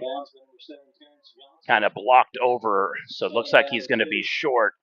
Make that 8-yard completion, so it'll be 2nd and 2 Hard to see with the players in cross field. Body kept on trucking out of bounds. Not very explosive, nice burst and cuts. Very patient, very methodical approach. Really scans the field well and then decides when to slow it down and speed it up. Been very impressed so far with his running and sets the block. Should have gone with the rush. Yeah, Paul read that one all the way from the get-go. Yeah, he should have gone with the handoff on that. Would have been a 1st and 10. Instead, they're going to probably have about a 4.5, 5-yard loss somewhere in there. 11:25 remains in the 4th and final quarter. Not seeing anything on the scoreboard yet to give you an official marker. All right, so they do lose 5, so I guessed about 4.5, so that was about right.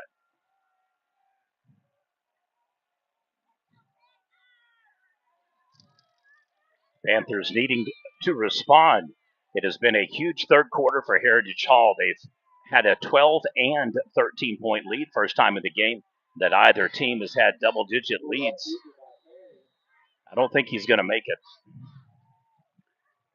All right, so Pauls Valley will have a choice to make here. Either punt and pin Heritage Hall deep or go for this at about the 38-yard line. I like the call of freezing the defense and keeping maybe like a quarterback or a ball handler on the field. If the gap is there, take it, get the yards. If not, roll out and just kind of pooch kick it. Looks like they're at least going to go for it to try to draw them off. They need 3 yards. Hikes it, snaps it, goes. Knighton push back, doesn't get it. Huge stop for the Hall. Well, that one may come back to really, really haunt them on that. Personally, I would have tried to get them to jump off sides. Both teams have 3 timeouts. We had a bunch of them coming off the board in the first quarter. After that, pretty much settled into your normal routine. And it shows confidence in your offense to go for it on your own side of the field. However, losing the ball inside your own 40, never good. And that'll give Heritage Hall an opportunity to really push it and put it on them.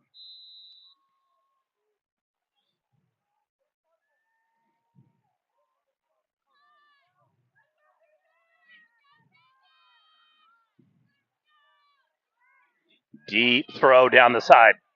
Oh, he had it, momentarily drops it. Pass falls incomplete. Then for number 3, Jared Williams Jr. Colby Barrett defending for the Panthers. 2nd down and 10, Chargers.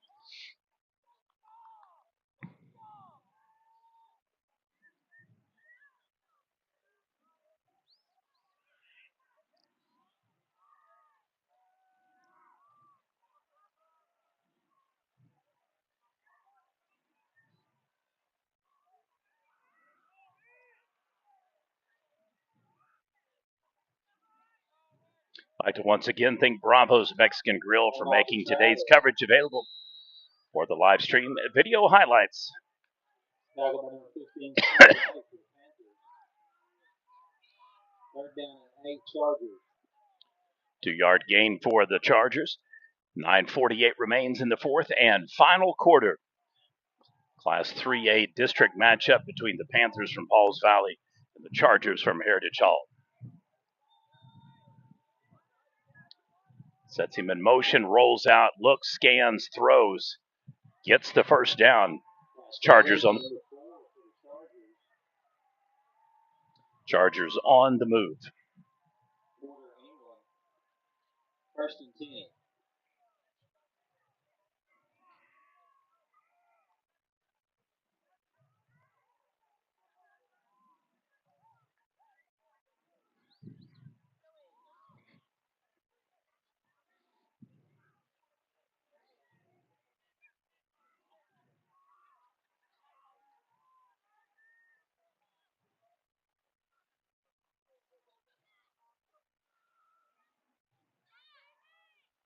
And off to Travis.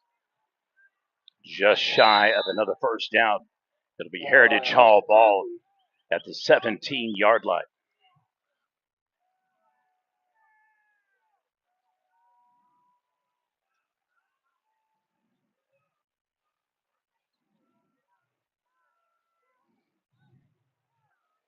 8:30 to go. Heritage Hall has had many opportunities to build a larger lead. However, they've been unable to get beyond 13 points. This would certainly give them the opportunity to try to put this game on ice. So another first down. We'll have a different package coming in for Heritage Hall. See if the Panthers make any substitution package changes themselves.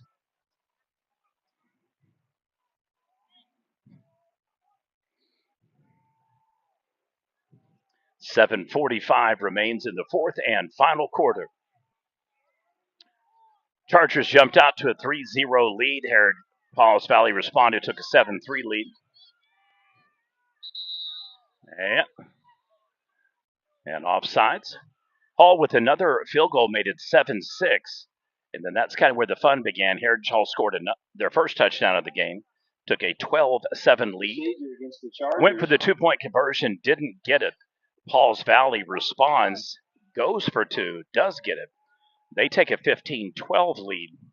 And then Heritage Hall kind of ping-pongs it in different scoring combinations to build it up to 34-22. A safety, another failed 2-point conversion kind of gives us an irregular, funky score here. Heritage Hall looks normal on the surface. Only real difference for Pauls Valley is 3 touchdowns with a 2-point conversion. Heritage Hall is a little bit more complicated. It'll be third down. 2 field goals, 2 failed 2-point conversions, so 6 points instead of 7. And then 1 standard touchdown with the extra point. 3rd and 4 Chargers. Make or break time for Heritage Hall. They are at the 11-yard line.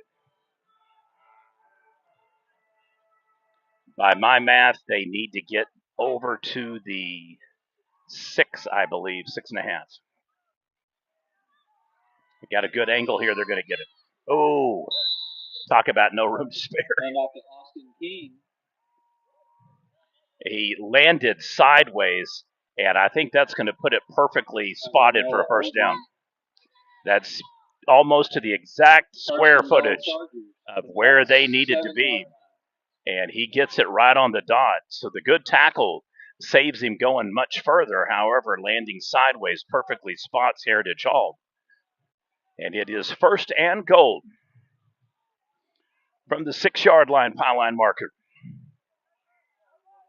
Yeah.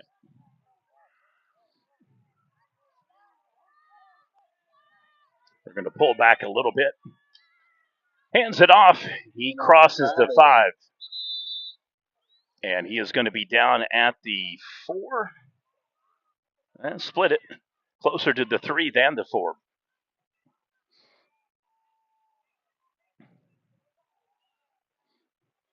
So 2nd and goal, 4 yards or so on the game. Heritage Hall could really put the game on ice with a touchdown here. Would give them their largest lead of the game and really put Pauls Valley in a hole with only 5:40 remaining now in the 4th and final quarter. Hikes it, snaps it, rolls back to the right, scans the field, throws in the end zone, scores the touchdown. And it is now a 40-22 lead for the Hall. Carter Knowles on the reception. No need to get tricky now. It's all about just convert the extra point, get a stop, run the clock out. Largest lead of the game, 18 points.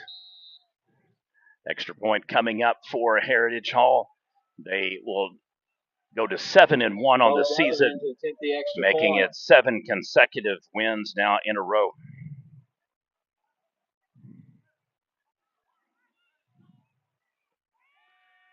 Kick is up, and it is money in the bank. It's good. With 5:35 left in your ball game, Heritage Hall 41, Pauls Valley 22. 19-point lead. Well, the Hall responded to Pauls Valley score, and now they have got the Panthers in a real pickle.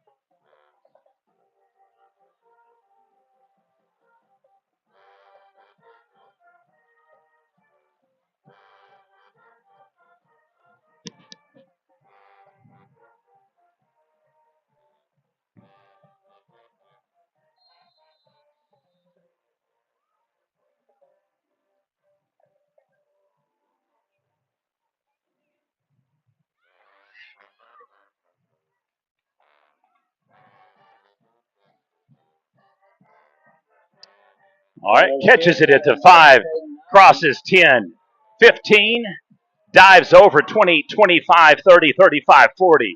Folks, he may be gone.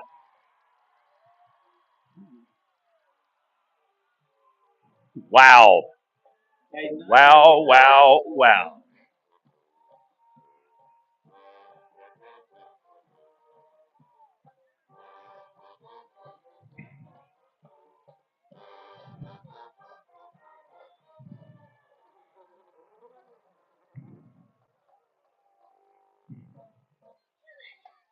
First and 10 Panthers from the Heritage Hall 26-yard line.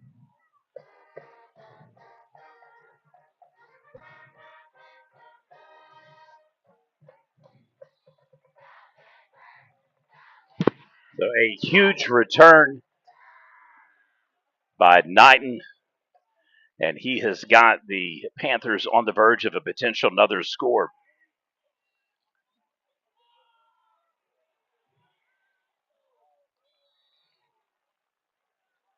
Very smash intended for Jorge Cabela falls incomplete. Second down and 10 Panthers.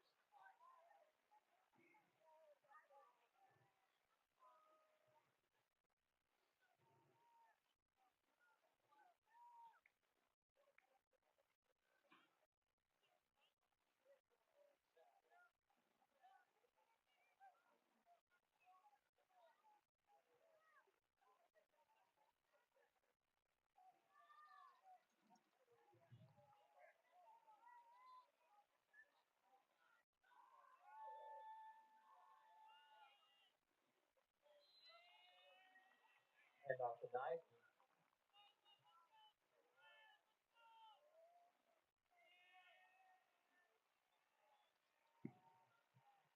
Tackle by 51 Ayers Kirk.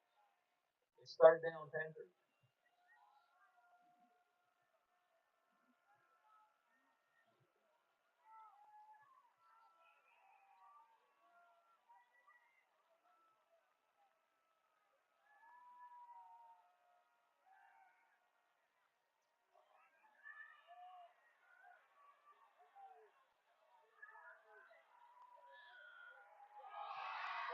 And in for the score.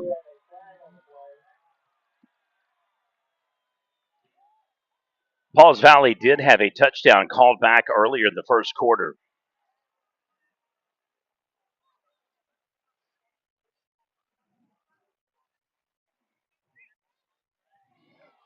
And it counts. Goes against the Hall. So back to a 13-point lead. This may be an opportunity to go for two. However, short of getting a field goal and another 2-point conversion, I would just say take the numbers and kick the extra point, be down by 12. If you're going to have to score twice, you're going to have to probably score 2 touchdowns to win anyway. So no need to make it even harder on yourself.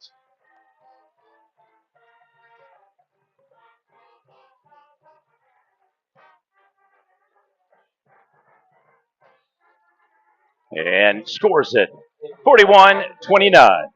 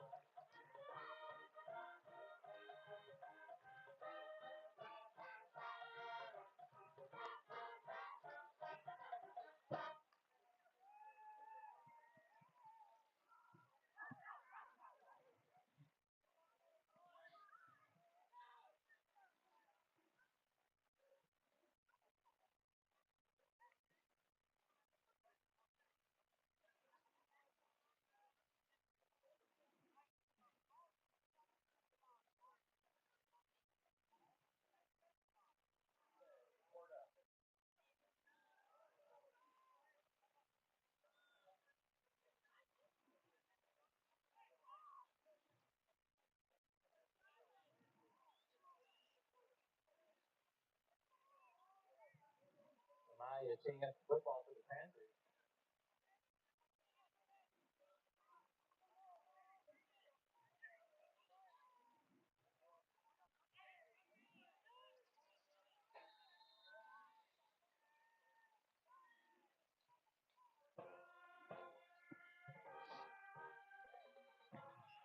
Kicks it offside. It's going to go right out of bounds. First down, Heritage Hall.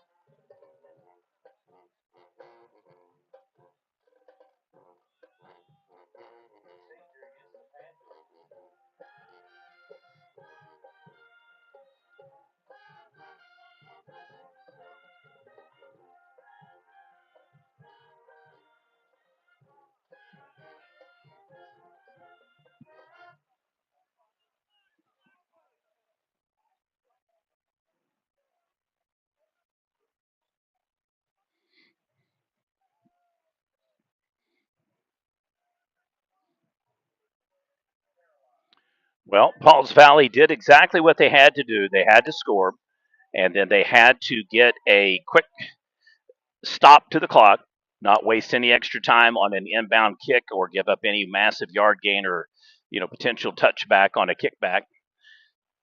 So they're able to do so. They turn the corner on the onside kick. It goes out of bounds, so it's going to give Heritage Hall exceptionally good position. I think the umpires are taking the break right now to go over what marker it would have normally been out at, and then adding the proper penalty yardage to that spot foul. This isn't your standard 5, 10, or 15-yard penalty. It happens at a specific spot. They assess certain play. So they flag, obviously, Pauls Valley. Then they flag Heritage Hall for a procedural penalty. So it ends up actually helping Pauls Valley immensely because it takes them from about the 48-yard line to 25-ish or whatever.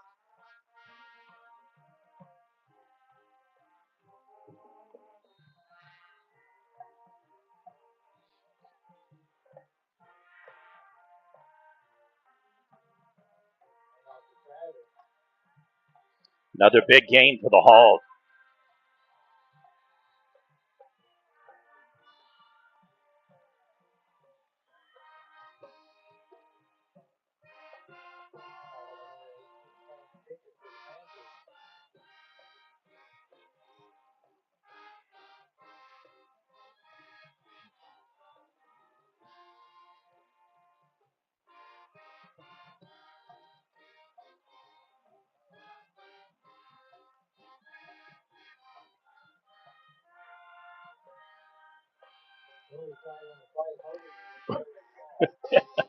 Another penalty against the Chargers.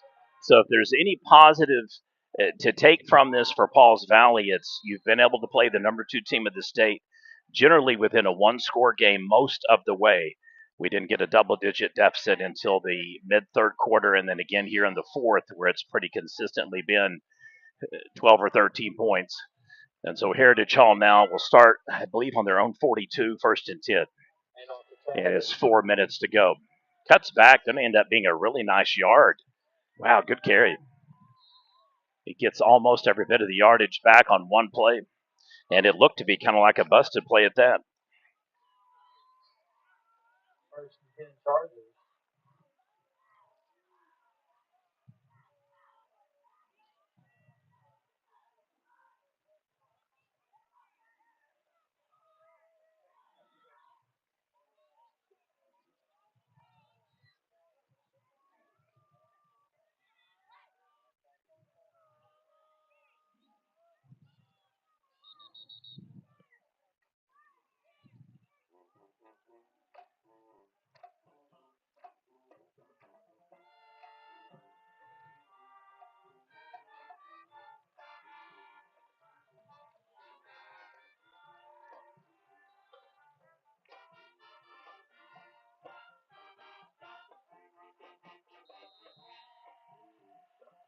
First and 10 Chargers.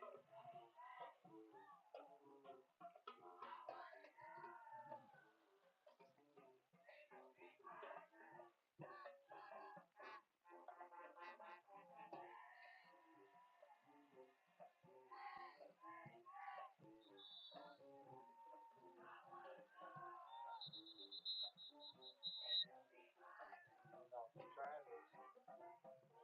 Timeout Paul Valley.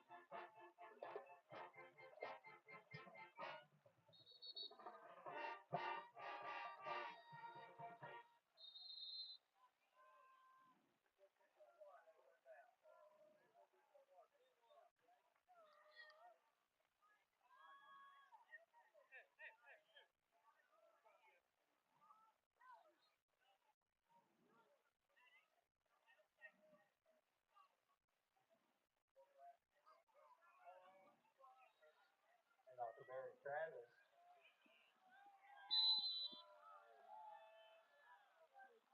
Number 15 Scoot Jolly with first and 10 Chargers.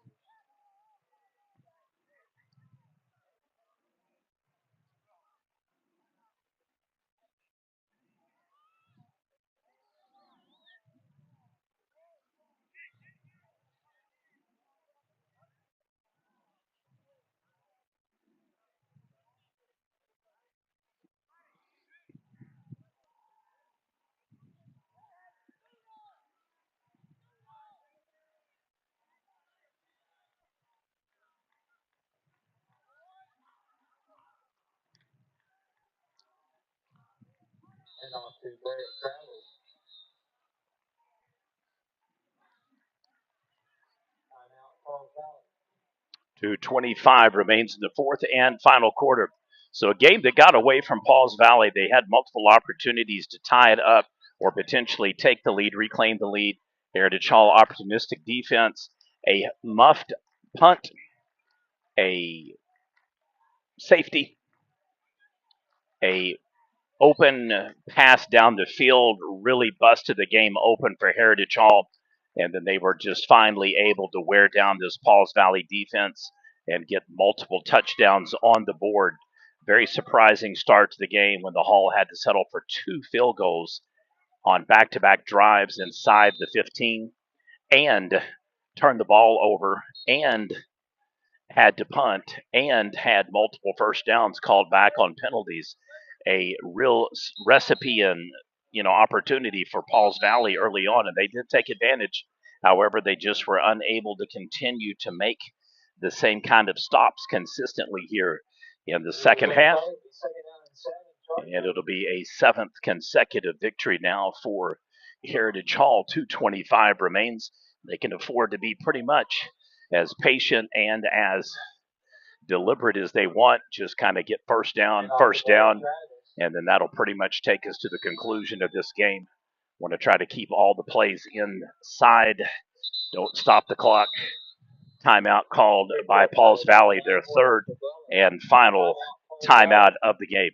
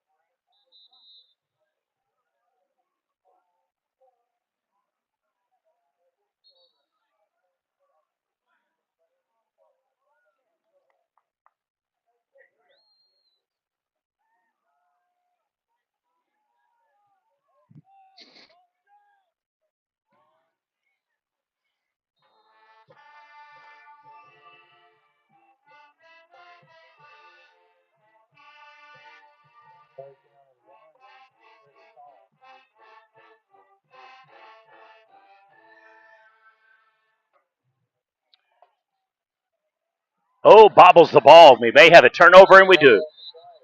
Pauls Valley snags it. Well, here we go. Buckle up, folks. Pauls Valley has got 3 timeouts and 2:11 of clock to work with.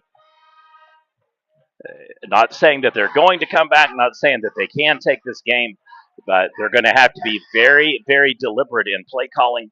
They're going to have to really stick to the sidelines and no busted plays. And more importantly, they are going to have some big gains here to negate Heritage Hall. It's going to take multiple scores. 12-point lead now for Heritage Hall. Work the corners when you can't get out of bounds. Use the timeout. You got to get at least 2 or 3 first downs. 2:07 remains, so that one only cost them actually 4 seconds of game clock without having to burn a timeout, which is about what you want to keep at 5-10 seconds a pop. This one's going to be a play up the middle. However, it is going to be a first down, so they're going to stop the clock to set it. So we're going to be at 1:59 now, just about at the 50-yard marker. Sets the chains, moves it. Clock will resume on their count. Winding, and we're ready to go. Now down to 1:55 and change. Pauls Valley going to have to pick up the pace here. Fourth quarter, trails 12 points, snaps back, looks, rolls right, beats the sack, pulls back, throws, lofts it across the middle, completes the pass, and they'll want to use a timeout here, because I believe he's going to be shy of the first down marker.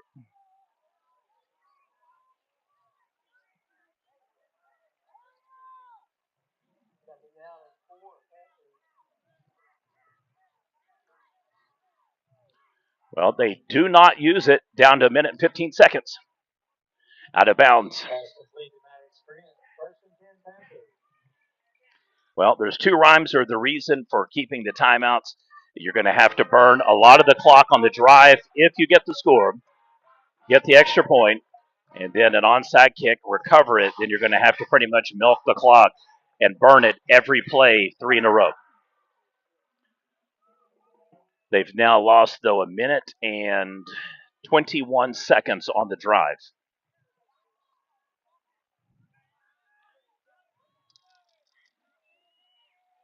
Steps back, fires across the middle, completes the pass. And again, I would assume that that's when and where they will want to use the timeout called. They're still not going to use it. Down to 1 minute, and they step back. I don't get that one. If you call the timeout at the completion of the pass, you save 9 seconds of clock. They call it after the play is going to be potentially blocked or negated. Heritage Hall gave them a defensive look they didn't like.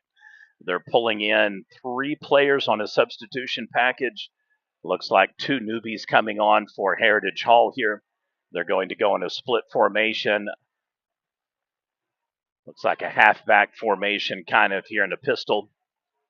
Little trickeration here. Rolls left, looks, scans, almost tackled, busts loose, throws it deep into the end zone. Nope, correction, down toward the end zone. And it should be a first and goal now for Pauls Valley. However, 51 seconds remain. So very precarious position. They haven't used a single timeout yet. We started at 2 minutes and 35 seconds remaining in the ball game. And Pauls Valley has elected to try to score here and then do potentially an onside kick and then have to use their last 3 timeouts. Heritage Hall basically, though, can win the game if they just simply get a stop or, unfortunately, recover the onside kick, and Pauls Valley unable to convert. Fires toward the end zone. And we're going to have a pass interference play. 43-second stop, so it took 12 seconds for the play to materialize. There's definitely been one negative for the Hall. It's been multiple penalties that have negated several first downs. It's given Pauls Valley multiple opportunities, and that is a backbreaker. The foul is the face mask called, so it's going to put it half the distance to the goal line after the completed pass. So they should be pretty much about the 8.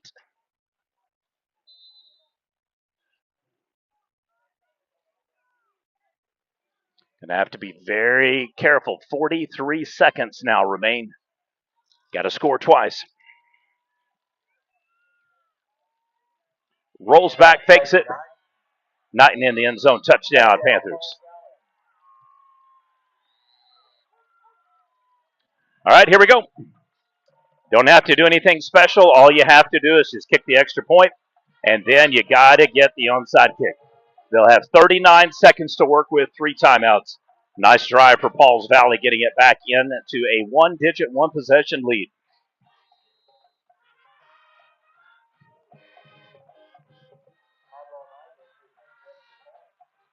It's very rare that a team leads by 3, 5, 6, 12, 13, but that's kind of where we've been in just some funky math land tonight.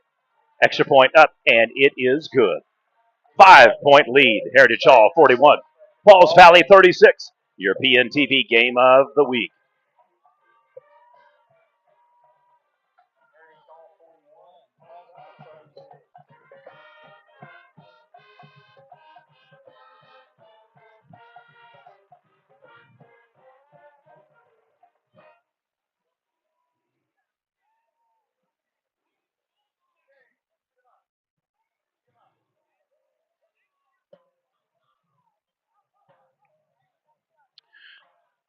All right, folks. It is Friday Night Lights in Oklahoma.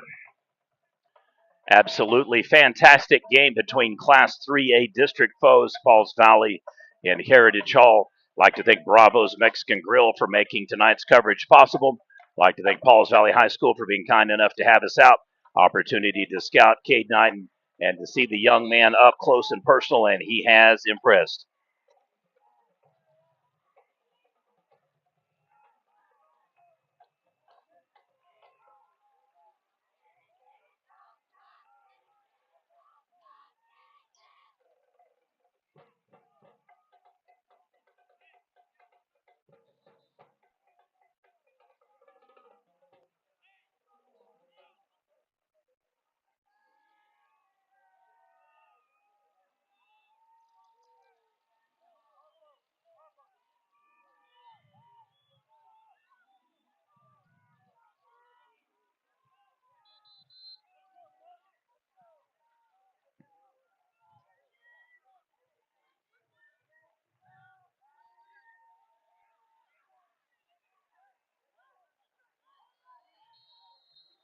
All right, so you need 2 things to work in your way. You got to go at least 10 yards, and you've got to recover the onside kick. Otherwise, you are going to have to stop Heritage Hall 3 consecutive times, burn all your timeouts, and then get lucky on some kind of a busted play. So the key thing here for the Panthers is to at least go the 10 yards. They've tried it a couple of times, unsuccessful again. 1st and 10, Heritage Hall, that should do it. They'll have 38 seconds, couple of knee downs you would assume coming. Run around, maybe just drain a little bit of time off the clock and fall. But it's been a hard-fought game. No surprise that both teams got over 30 points. You can see this one kind of coming as the second quarter got underway. Defensive struggle and test early on where we were at 7-6. And then it got started in the second quarter, pretty much 8 seconds in, and then the scoring onslaught began. And it ends up being a 77-point game. So if you're a district foe and you have to play Heritage Hall, you got to like your chances to score some points. Definitely been an Achilles heel. The penalties have really negated opportunities for the Hall to extend the lead, build a lead, keep a lead. And Pauls Valley will not contest the knee down, so that will do it. Your final score, folks, Heritage Hall 41 and Pauls Valley 36. Thank you for watching Prep Nation TV. Thank you for tuning in tonight, and we'll catch you again next Friday night Friday Night Lights on PNTV.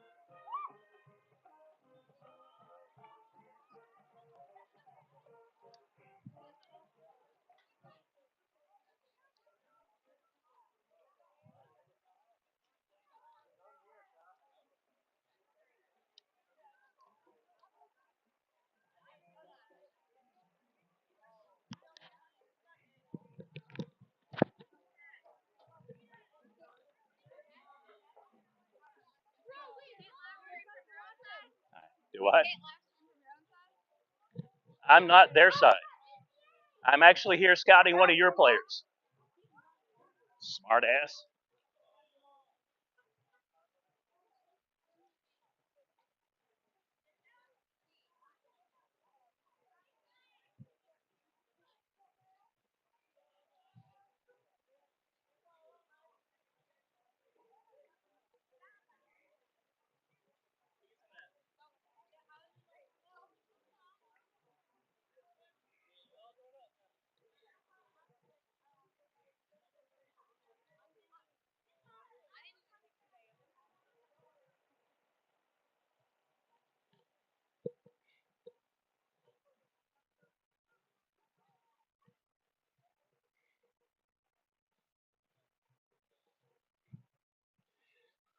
Had a coach turn me in to assistant coach thinking I was illegally recording their plays. Then had a smart ass woman come up to me and said, "You can't record and stream on your own side. You got to be on our side." I don't know if they're really that fucking paranoid. I don't know. I said, "I'm not here with Heritage Hall." I said, "I'm here scouting one of your players, dumbass." And she just walked off. Someone